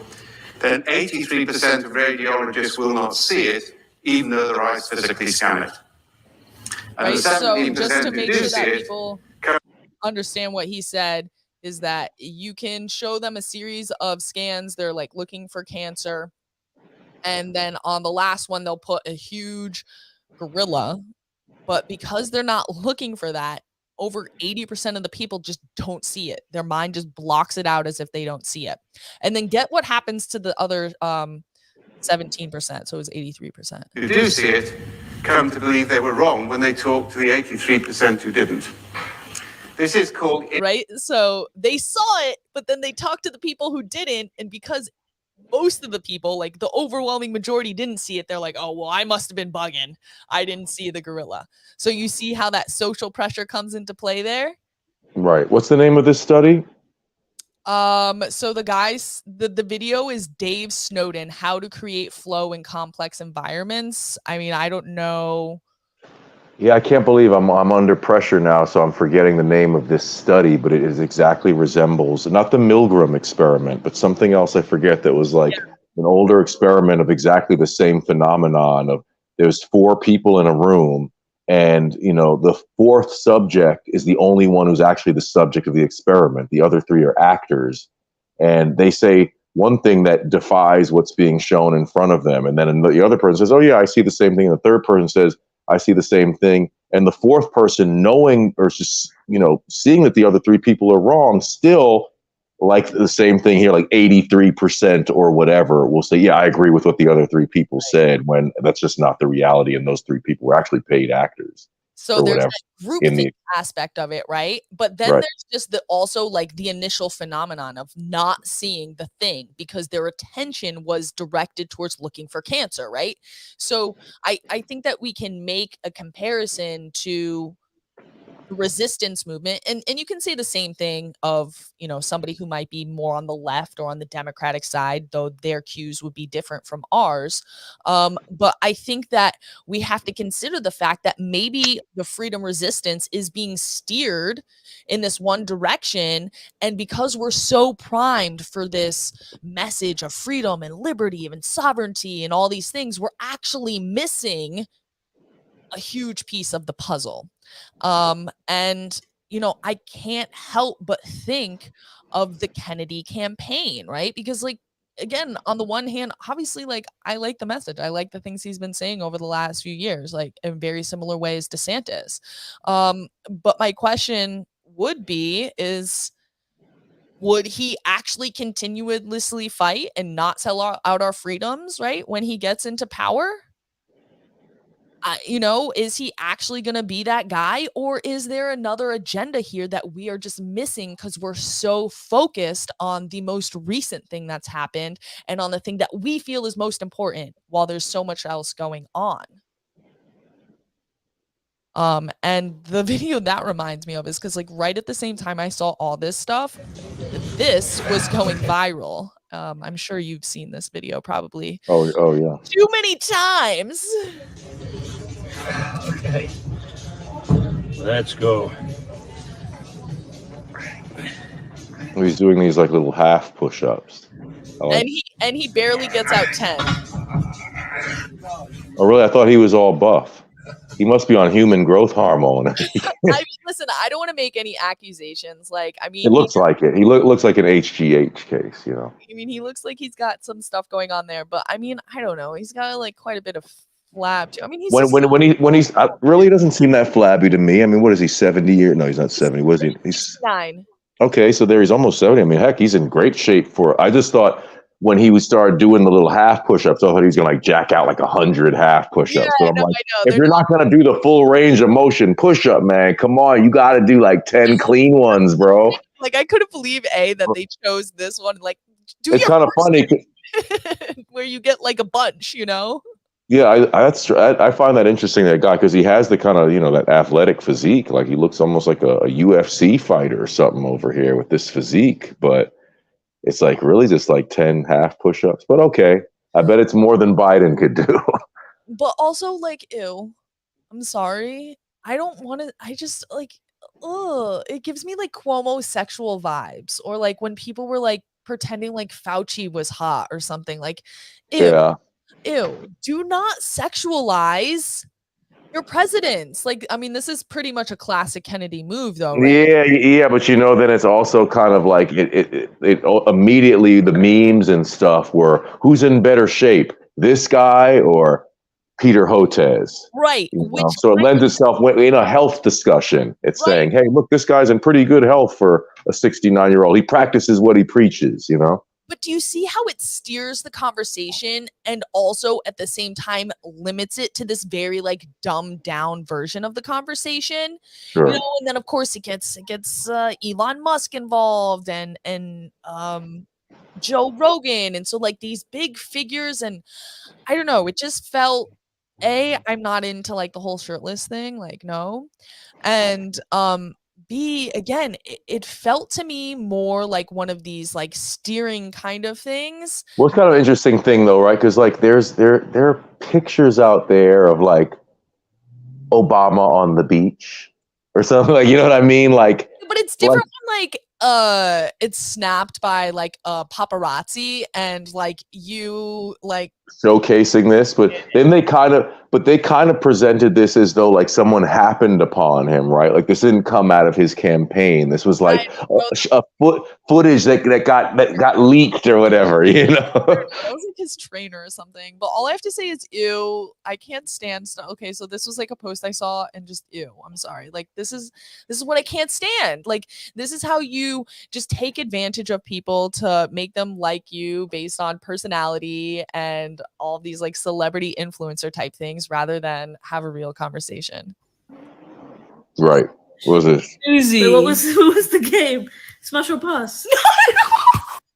So she's basically like, oh, I'd smash him. Like, it's just like the sexualization. Yeah, that's unprofessional, It's unprofessional. It's just like, it's tacky. Ugh, it's gross. Like these people are so, and again, I'm not saying somebody can't be hot or can't be beautiful or can't be good looking, but I mean, I purposefully try to stay away from like sexualizing myself on my platforms. Like I don't post up like, like sometimes I'll post up cute pics of myself, like when I'm in a blazer or whatever, or like, but I don't know, like I just don't like when people are too revealing or like it's constantly about that. I really try to keep I'm with you on that. Yes, and also it just like doesn't feel right. Like I don't feel right like showing myself off to people who are strangers on the internet when like the person who I mean that we could have a whole show about that, That's a whole other cultural trend that's like kind of mind-blowing, Right. So and then another thing, again, on the other side that shows that steering and that control, I think, by a lot of the content that we're seeing is, did you see Obama's, or not Obama's, I said Obama's. Did you see I brought up Obama. The White House press like go hard on Obama for bringing his son to some dinner at the White House? Oh, you mean Biden's son, right? Oh, yes. Obama. All right. Yeah, Hunter Biden being invited. Really in control. Yeah, you sent me that clip and I did check it out. That was fascinating, and the interaction with the press secretary was really fascinating. So yeah, here's another one I want to play, because like just like I felt, I want to show both sides. Like I'm not picking on one side or the other. I'm not picking on a specific person. Like I said, like I want to like RFK. Like I want to like some of these people who are saying the things that I've been fighting for over the past few years. But when I see the landscape, I just have to ask a lot of questions. And I feel like sometimes the people who I've looked to over the past few years to ask and answer these hard questions don't want to have those conversations. But here, let's play this clip. The president invited his son Hunter to the state dinner last night. I'm wondering if you could take us into the thinking and the decision-making of why the president decided to invite. I'm just not going to get into family discussion, personal family discussion. As you know, Hunter is his son. I'm just not going to get into it. If Biden wasn't the president's son, would he have invited someone who had just reached a plea agreement with federal prosecutors? Well, a couple of things. Again, that's his son. He's a family member. It is not uncommon for family members to attend events at the White House. You could look at past presidents. I'm sure you have. So that is not uncommon. As it relates to anything related to Hunter, I'm just not going to respond to it from here. Can I follow up on that? No, I just called in somebody. Go ahead. Yeah. So Curly wouldn't answer James's question, though. Are you going to answer the question? I mean, not a reasonable question to ask, where the president of the United States was involved, as this message seems to suggest, in some sort of a coercive conversation for business dealings by his son. Is that something, if he wasn't, then maybe you should tell us? So here's the thing, and I appreciate the question. I believe my colleague at the White House Counsel has answered this question already, has dealt with this, has made it very clear. I just don't have anything to share outside of what my colleagues have shared. And so I would refer you to him and the DOJ. Just not going to comment from here. Text message. I will. What I can tell you is I know that my colleague has dealt with this. He addressed this at the White House Counsel. I just don't have anything else to share. I just So they go on. They go on for another 2 minutes and 15 seconds, just asking the same question over and over in various forms. Right. And on the one hand, it's like, oh, they can ask questions. They can ask good questions in many different forms if they want to. Right. And so that just makes me believe that they were let off their leashes, right? There's no reason for them to go all out on this question rather than. Although, I'm thinking about it, watching it again now, it's a bit awkward, right? Because the question is not a smart question, frankly, from a professional journalist. And, I can't stand, this administration, honestly. Like, I think it's embarrassing. I think Hunter Biden should be, like, fully investigated and the various laws that he's broken. I think he should pay for them, like all the victims of the crime bill that Biden introduced under Bill Clinton. It's like, it's so ironic that his son has this problem. And, I don't mean to make fun of people with substance problems, but coming from the guy who had the bill, the lock him up and throw away the key bill that led to literally the historical event of the prison population in this country being doubled from 1 million to 2 million, like 4% of the world's population, 25% of the world's prisoners, guys, in this country. And his son is doing crack, and it's a field, it's a personal story. It's a CBS after school special or whatever. No. Those are rules for your black ass. Yeah, exactly. Son. You sounded awfully not black, questioning Biden the way that you are. Oh, I know, exactly. I forgot about that, which is another interesting thing, that Biden put so much pressure on black people through those remarks saying, you're not black if you don't vote for him, which is really an outrageous comment. I mean, Trump would be torn apart if he made such an outlandish comment, yet he's turned around and done zero for the black community, like zero. He introduced a transgender rights bill. Okay, fine. Oh, wait, he introduced. He has a black press secretary. All right, I forgot about that. Appointed the first black female Supreme Court. And they announced Juneteenth as a holiday, I guess, is what we're supposed to accept. Oh, that's a good one. Come on. Gotta give credit where credit's due, Jeremiah. Yeah, I'm not a big fan of, like, various holidays and stuff, whatever. We should have another discussion about that. I like Juneteenth. I'll debate you on Juneteenth. Really? Okay, let's debate about that. I'm not a big fan of Candace Owens, but I kind of agree with the stuff that Candace Owens was saying about Juneteenth, I have to admit. And I'm not a fan of hers. I don't know what her argument is. I don't know what her argument is. We'll check that out at another time. But what I was going to say is that's not a good question, which is if Hunter Biden wasn't Joe Biden's son, would a person who had just been found, just copped a plea on federal charges, would he be invited to the White House? Well, probably not, but he is his son. Like, what a dumb question. Like, it's not, that was settled legally in court. It's not Biden's obligation socially or legally to disown his son. He never said he was disowning his son. So, it would have made more sense. It would have been more of a sort of an onslaught if they then spiraled into questions about, well, was the cocaine found in the White House Hunter Biden's cocaine? Like, what about the Hunter Biden laptop? Like, whatever. Like, they could have started piling it on, but they kept recirculating basically that initial question, which wasn't a good one.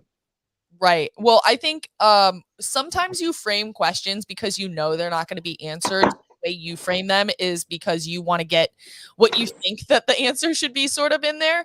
Right. But I agree with the impact of it, and that it was probably more just about asking a dumb question over and over again to create that narrative, to create that distraction.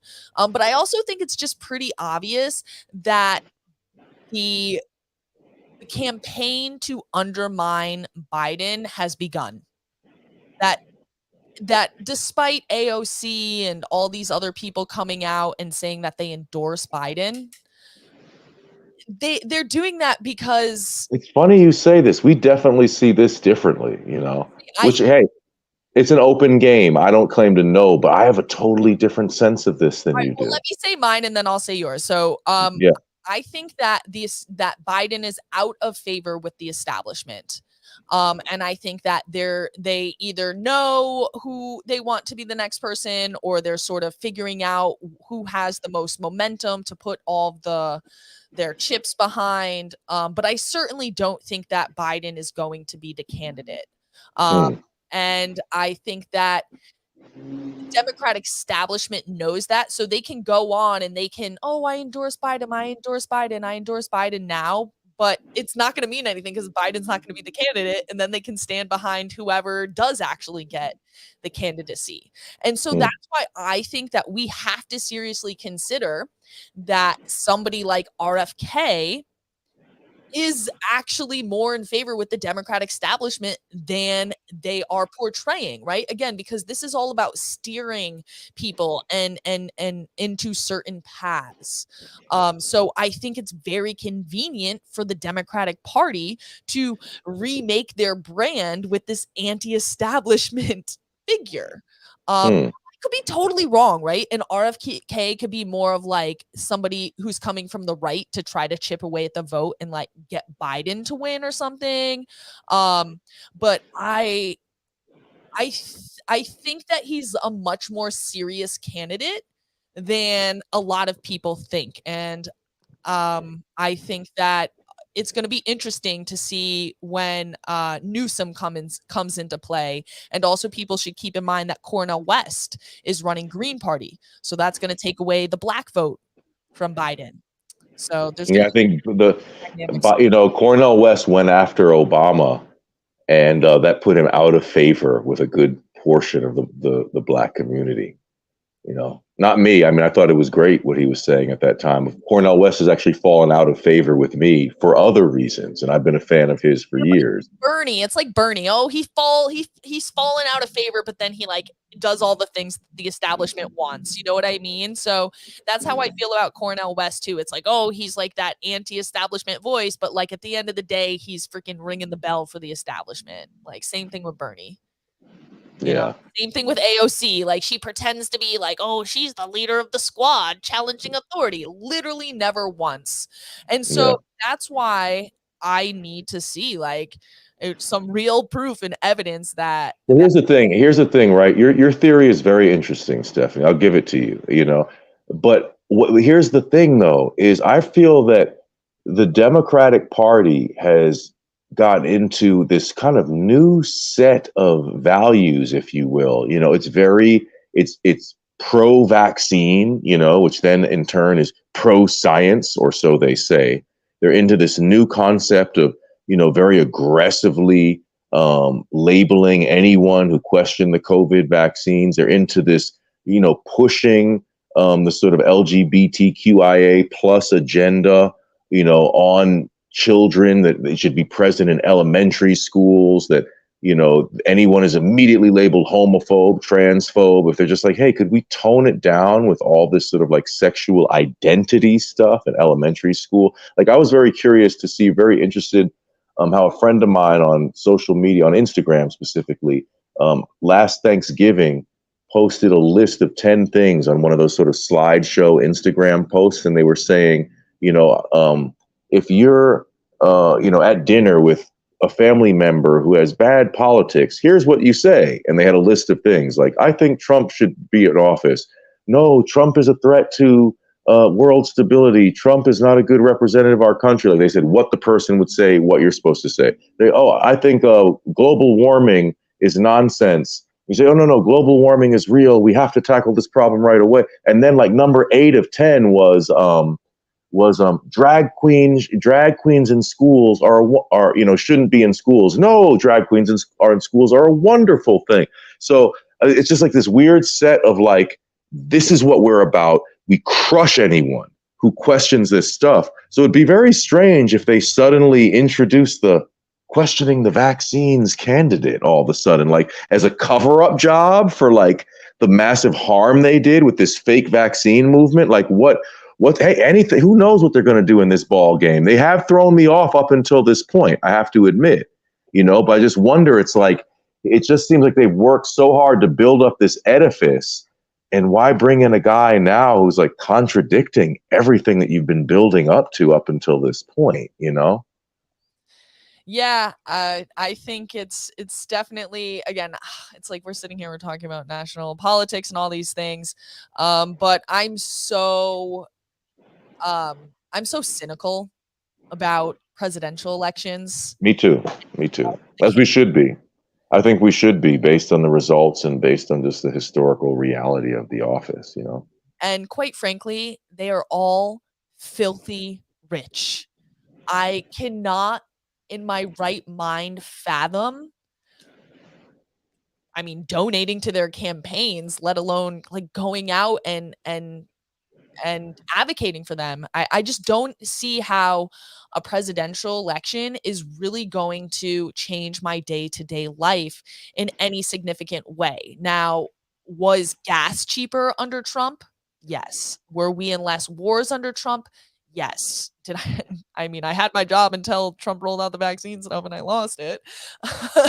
So I think that the real change is going to happen at home, locally, on the ground. And that's really where a lot of my energy and focus is.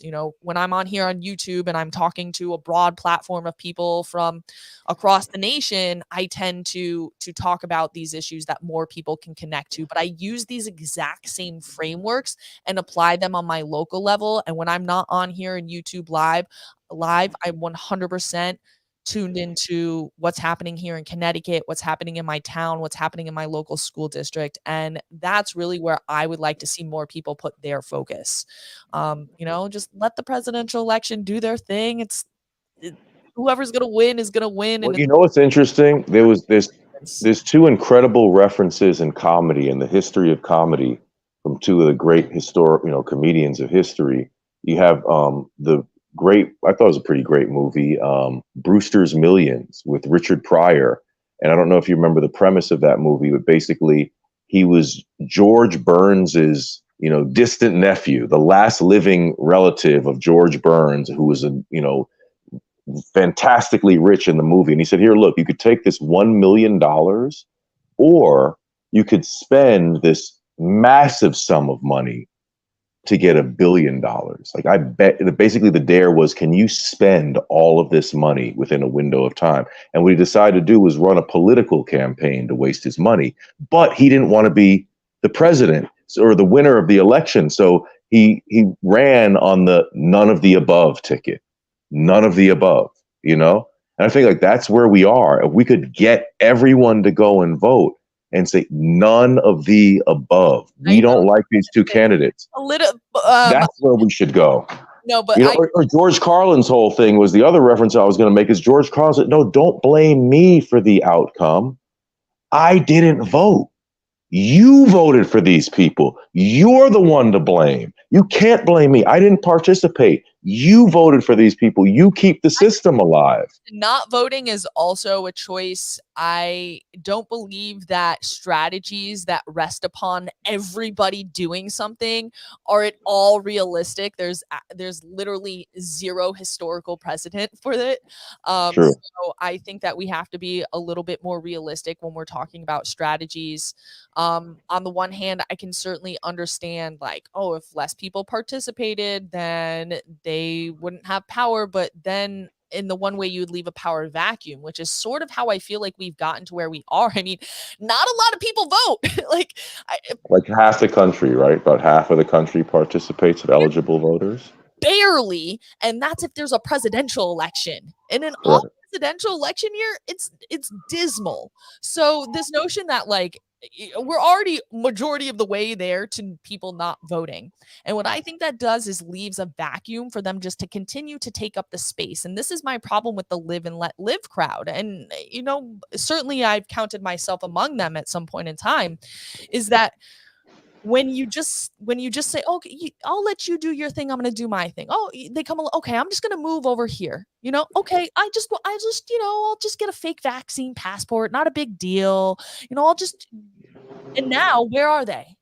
They are in your house, right? They've come all the way up to your yard. They've come in your front door and they are chopping your daughter's breasts off. And that's why not participating, I personally don't think it's a good choice. Or if you're not going to participate in the election, you need to tell me what you are doing, right? What are you doing then to build that alternative, to make sure that that vacuum just doesn't get filled up by their power? Because that's what keeps happening. Right. But, but the thing is, one thing I'm noticing is that people in a lot of different, it kind of comes up in a lot of different discussions that people have this thing that they won't accept the fact that there's not a good option. Like if I have two bad options, am I now going to pretend that one is a good option? And that's sort of the situation. Like, okay, let's say we have another option, right? Which is third party, rather impotent, right? It's like not voting for a Democrat or a Republican who have betrayed us over and over and over again, or voting third party and not even making 1% of the vote. So let's not pretend we have an option here. Libertarian got like 3% last time. Don't play up. Really? Oh, really? Like in one county? No, I'm pretty sure like nationally it was like 3%. Really? 2%.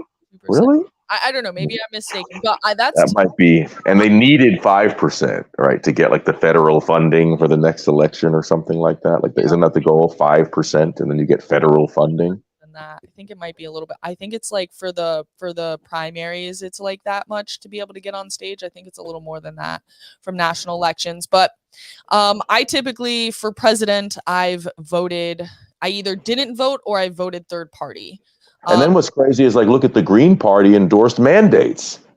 So it's like, we've been voting green all these years, and they would have put in damn mandates too if they had free power, So it's like, who do we vote for? Well, that's my thing with like a Jimmy Dore is like a Jimmy Dore can certainly diagnose the problem really well and point it out really well.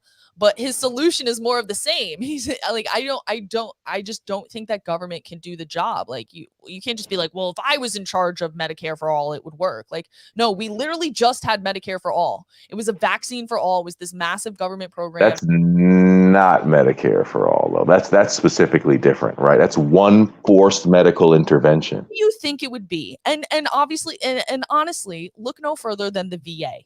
I'm not, now this is not saying that we shouldn't provide healthcare for the people that go and fight for this country, but right. It is showing a program run at scale by the government that is supposed to deliver healthcare, and it does a dismal job. I don't see how it could do any better for the whole population. Like, you can say, well, that was one specific thing for the COVID mandate. Like, yeah, you're going to give them in charge now of a bunch of different things with your medical care. I think that the free market would have a far better solution. I think that communities coming together to create their. I hope you're not a Friedmanite. You're not a disciple of Milton Friedman, are you? Well, I'm a free market person, so I certainly, have read some Friedman and would like him more than like Keynes, right? Or whatever Keynes, Keynesian economics. I think that like what we're doing here with our homeschool, right, is you find other like-minded people who have a similar need and you pool your resources to fulfill it, and you kind of create your own little pool so that if there is a shortfall, you have some money left over. Like just now we're getting into like a huge civilizational discussion, that I hope we could have like comprehensively at some point at a later date. But all I would say is like, I walk down the streets here in Harlem, and it seems to be happening, in cities all around the country. Like this sort of way of life that we've set up, it's starting to kind of come apart at the seams a little bit. A lot of people have fallen through the cracks. They fell behind, you know, whether it's a medical problem or a substance abuse issue or a family problem or losing a job. You know, one thing goes wrong and things can start spiraling out of control, you know. And There's so a lot of people just to come save you? Is that what you're saying? Like, oh, the government needs to have a social safety net? Like, I'm saying that as people, unless we want homelessness to be completely out of control, unless we want cities that are full of mentally ill people, we're going to have to be like, you know what? We have to care about other human beings a little bit, even if it's on a selfish motivation at this point. Like, sorry, you're going to have to give a nickel to the guy down the street so he's not like jumping on your back when you're coming home at midnight. this isn't a money issue. This isn't a money issue. This is It's partially a money issue in terms of how we allocate our funds. I think it's a heart issue, first of all. You know, that's exactly what issue. The problem is how we allocate our funds. And do you know who is the biggest interferer in the allocation of funds across the market? What's that? The federal government or the state government. They massively interfere with the way that the market signals work. And so anytime the government is putting its hands in your money is going to then stifle the genius, the human mind. And so that is going to be happening at various scales at various levels. And if you were Well, can I make a contrast? you have the heaviest weight of the government put upon you. Whereas Okay, if it would just leave you the F alone and leave your community alone, except for providing some like basic good, you know, policing and some, you know, the city municipal services with trash and water or whatever. But just leave us alone. Let us do our business without putting your hands all in our money. Yeah, I mean, I have to make an interesting reference, which is, you know, my wife is Belarusian, and I've been to the country of Belarus on 2 occasions in which, you know, in both cases I stayed there for a month at a time. And, you know, Belarus is controlled by a dictator. The dictator of Belarus was the last person who was on the actual Soviet council. Like the Soviet Union collapsed X number of years ago. This guy has been the first and only president of Belarus. And they protested him, and you know, recently the protests were met with massive repression, you know, people beaten up badly, thrown in jail, a little torture. You know, it's basically like, don't even sing a song of protest. You'll get your ass beat.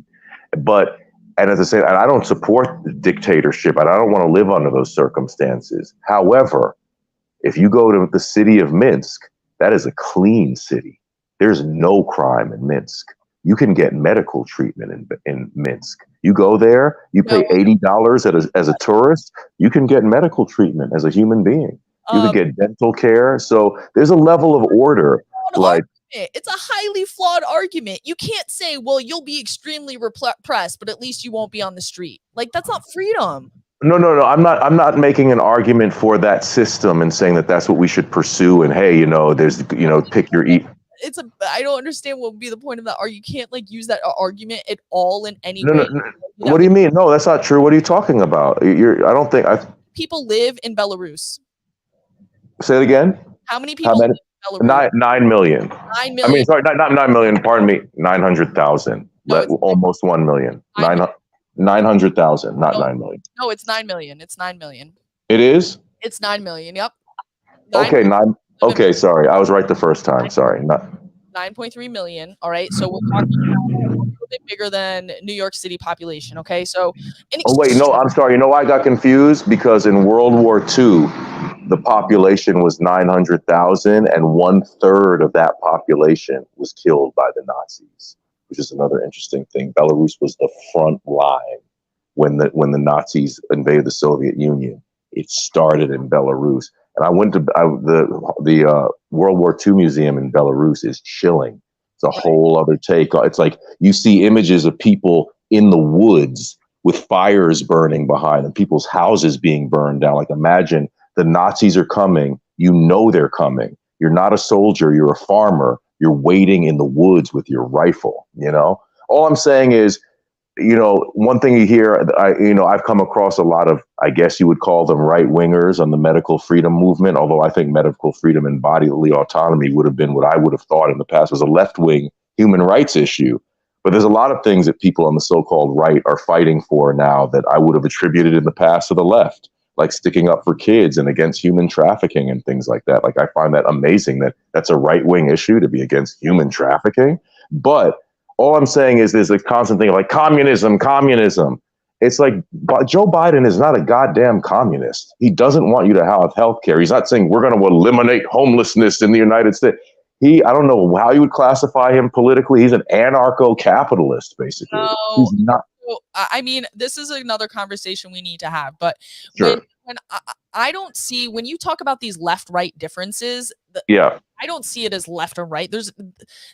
I don't see Hitler is on the right and the communist is on the left. No, they both use a massive government coercion to achieve their goals.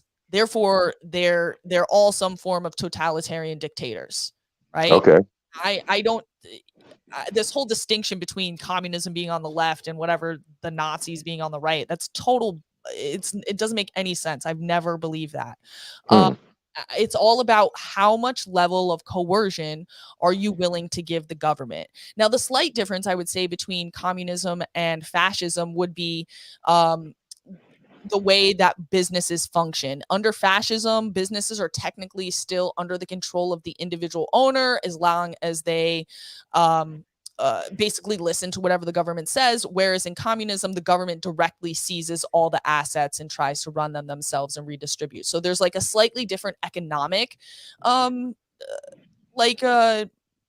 way that they approach things, but they both use massive government coercion to control the populations. I see very little difference in them. Back to the whole thing about Belarus. So two things about. Oh yeah. So I just want to clarify my point about that, though, which is just that there are palpable good qualities in a city, despite the political backwardness and whatever. If you go to Minsk, it's cleaner than any American city. There's better health care. There's no crime, et cetera. So do I want to live under a dictator? No. But I want all of those things, though. Okay, but you're tourist in a country of 9 million people where 85% of the population is from a similar is Belarusian. Like, they don't have outsiders. They don't have any of the issues that most modern metropolitan big countries have. And it's just like, there's no way to be like, look at them and be like, well, they have socialized healthcare and so should we. And also just the fact that it's a freaking dictatorship. Like, yeah, of course they can achieve certain things under dictatorships that you'll never. I'm just saying, a lot of people, right, would think, basically if you go there, it's a living hell. And I'm just telling you, as a person who's been there, it's not. It's more pleasant in a lot of ways than like my father-in-law. You're a rich tourist. I'm not rich. You're in Belarus, I bet you are. Not really. It costs money to go and sit down at the cafe. Like, I'm on a budget out there as well. You get a little bit more for your dollar, but it's not like being in East Africa or something, where you could get a whole dinner, like a 3-course dinner for $1 American dollar. It's not that kind of thing, Right. Well, I mean, they do use the euro, but I would imagine you can probably get more with your euro in Belarus than you can in like France. Yeah. European countries, right? Yeah. Sure. So I don't find it to be a compelling argument to compare to really, even if you were to look at even a larger European country, because until very, very recently, most European countries are very homogenous in terms of demographics, and then also have much smaller populations comparatively. I mean, like, I think Germany or France has the largest population, and it's under 100,000 or 100 million. So, like, I think Germany is like 80 million. Yeah, I think that's right. 80 million. Yeah, 83 million, and then France is 65 million. So I just feel like it's a whole different ball game when we're talking about these countries that have less than a third of our population and are much more demographically homogenous. To varying degrees. I mean, a place like France is very diverse. It's very diverse. I mean, but I mean, they all have such crazy I wouldn't want to be in France. Like, no, not right now. No, and France get all of its money. Like, let's be honest. Like, France is one of the biggest looters of the African countries. All of Algeria's gold basically ended up in France. Oh yeah, it's unbelievable the crimes they've committed in history. Yeah, and who was it wasn't, I said Algeria. I think I misspoke. I was talking. The Algerian Revolution was against the French. Yes, exactly. I mean, as a matter of fact, everyone who's watching this, go treat yourself and watch a great historical film, The Battle of Algiers. Right? Yeah, it shows how a revolution is actually fought and won. So yeah, I think that we can certainly learn from things. We can look at things, but I just think that I just don't understand how you go through the past 3 years and you're like, well, if I was in charge of the government, this government program would work better. Whereas again, if you're providing a service at scale from the government, which is inherently disconnected from any community that it serves, right? Even my government building downtown here, those people don't care about me. They aren't connected to the community in the same way I am. A lot of them don't even live in the community, those bureaucrats, right? The elected ones, maybe. So I just don't think that, again, it has to do with scale. When you create such a large scale, you get disconnected from the thing that you were trying to achieve or the service you were trying to provide and the people you were trying to serve. And it's just, you have to, again, we can, but should we? Does that scale actually provide the value to all of the people that it is meant to? Or is it just somebody at the top basically looting from the people at the bottom? Right. We're starting to wonder how all of these so-called business magnates, like in Connecticut, we have all of these people who are apparently so good at business on the free market, and then they all go run the government and they run it right into the freaking ground. So I'm like, so you run your business well, but when you get in charge of the government, it seems like you just get richer while our government and everything else just runs shittier. So it seems like there's a little bit of a grift going on here, and I'm starting to question all these so-called business people and their free market chops. Yeah. Yeah, I mean,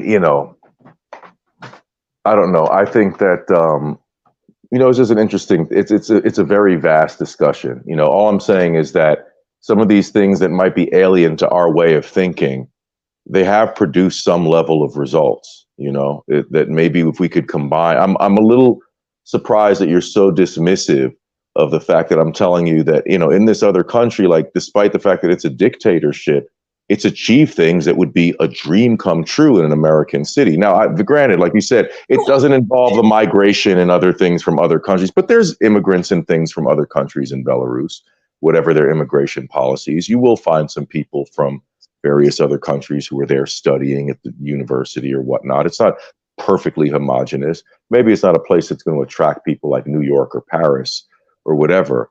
But I'm just saying it's quite a remarkable thing when you can walk down the streets and never see a piece of litter or a speck of dog doo-doo on the street. It's quite a pleasant thing, All right. What's the average GDP? Probably not too hot. It's an economic basket case. It says that it's around $667 per month. How much? It's $667 per month. And right. What happens when the government has such a heavy hand in the economy? Oh, we have such nice healthcare. Yeah, but you don't have anything else. Like, you can't improve yourself. You can't make choices for yourself. You're very limited in what you can do. You can only make $667 per month on average. Right. I don't see how that. Yeah, like I said, it's not a perfect thing. I'm not saying that, but I'm just saying, hey, you know what? If I could have some of the freedom that I have here and some of the social stability that's over there, it's a good combination, freedom though, like that's the thing I'd really have to find out more. What does some of the freedom mean? What does that really look like? And not a question for this time. I think that we should wrap it up. We've been going. Yeah, absolutely. This is a long show, but I think it was a good one. Hey guys, You don't have to watch the whole show at once. You can pause it and come back and check it out. That's part of the beauty of the, the information age that we live in. So sorry it was a long show, but that's how it's part of being uncensored. These long podcasts, that podcast, that Allison McDowell podcast I was sharing clips from was 4 hours long. It took me about a week to get through it. But again, I hope that you guys enjoyed this broadcast out here tonight. I hope you can see the thread. I was trying to, string through all these different topics and really talk about like those different levels of censorship, right? We have that surface level government censorship, putting its hands and weighting the scale one way or the other. But then there's this more complex layer that is really involving this new technology that we're using and is much more insidious and much harder to really understand and keep track of. But I feel like we feel it all around us. The eyes of Big Brother are always watching. And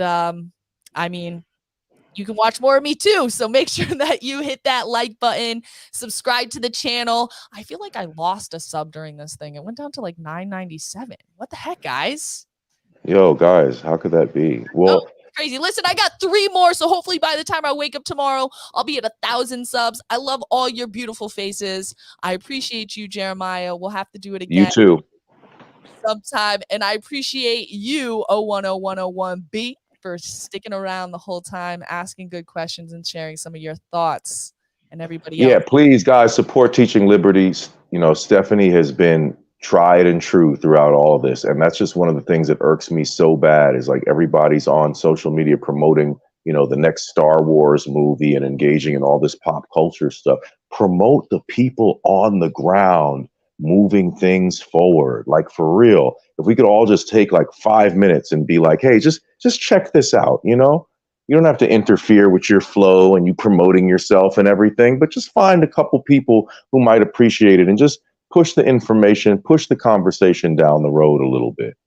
Not culture wars, trying to push through some common sense and have real conversations here, because when we think free, we can live a little bit more free every day. And that's one thing I have to say, and I don't mean to go on because I know we're going to wrap up here, but I give you mad props for that, Stephanie. And I hope everybody can appreciate that. Stephanie and I don't come from the same political background, but that's not what it's about. We recognize the humanity in each other, and we became, common fighters on common ground about the mask issue and about medical freedom and whatnot. We just said, hey, look, we're human beings. We can vibe. We can help each other create content. We can engage in conversation. And that's what it's about, not these invisible lines that divide us. Exactly. And make sure you support my brother over here, Jeremiah Hosea. I have his website in the description down below, jeremiahhosea.com. He has some awesome music over there. You can also catch him at Remote Learning Chess. Yep, you got it. You nailed it. RemoteLearningChess.com. And check out my Substack. And yeah, guys, if you reach out to me, please mention Teaching Liberty, because I just love to know that those connections are happening. If you reach out to me by email or anything, I'm guaranteed to get back to you, because it means a lot to me that people are just listening and sharing and participating. All right, y'all. We appreciate you. Good night, everybody. Have a good night.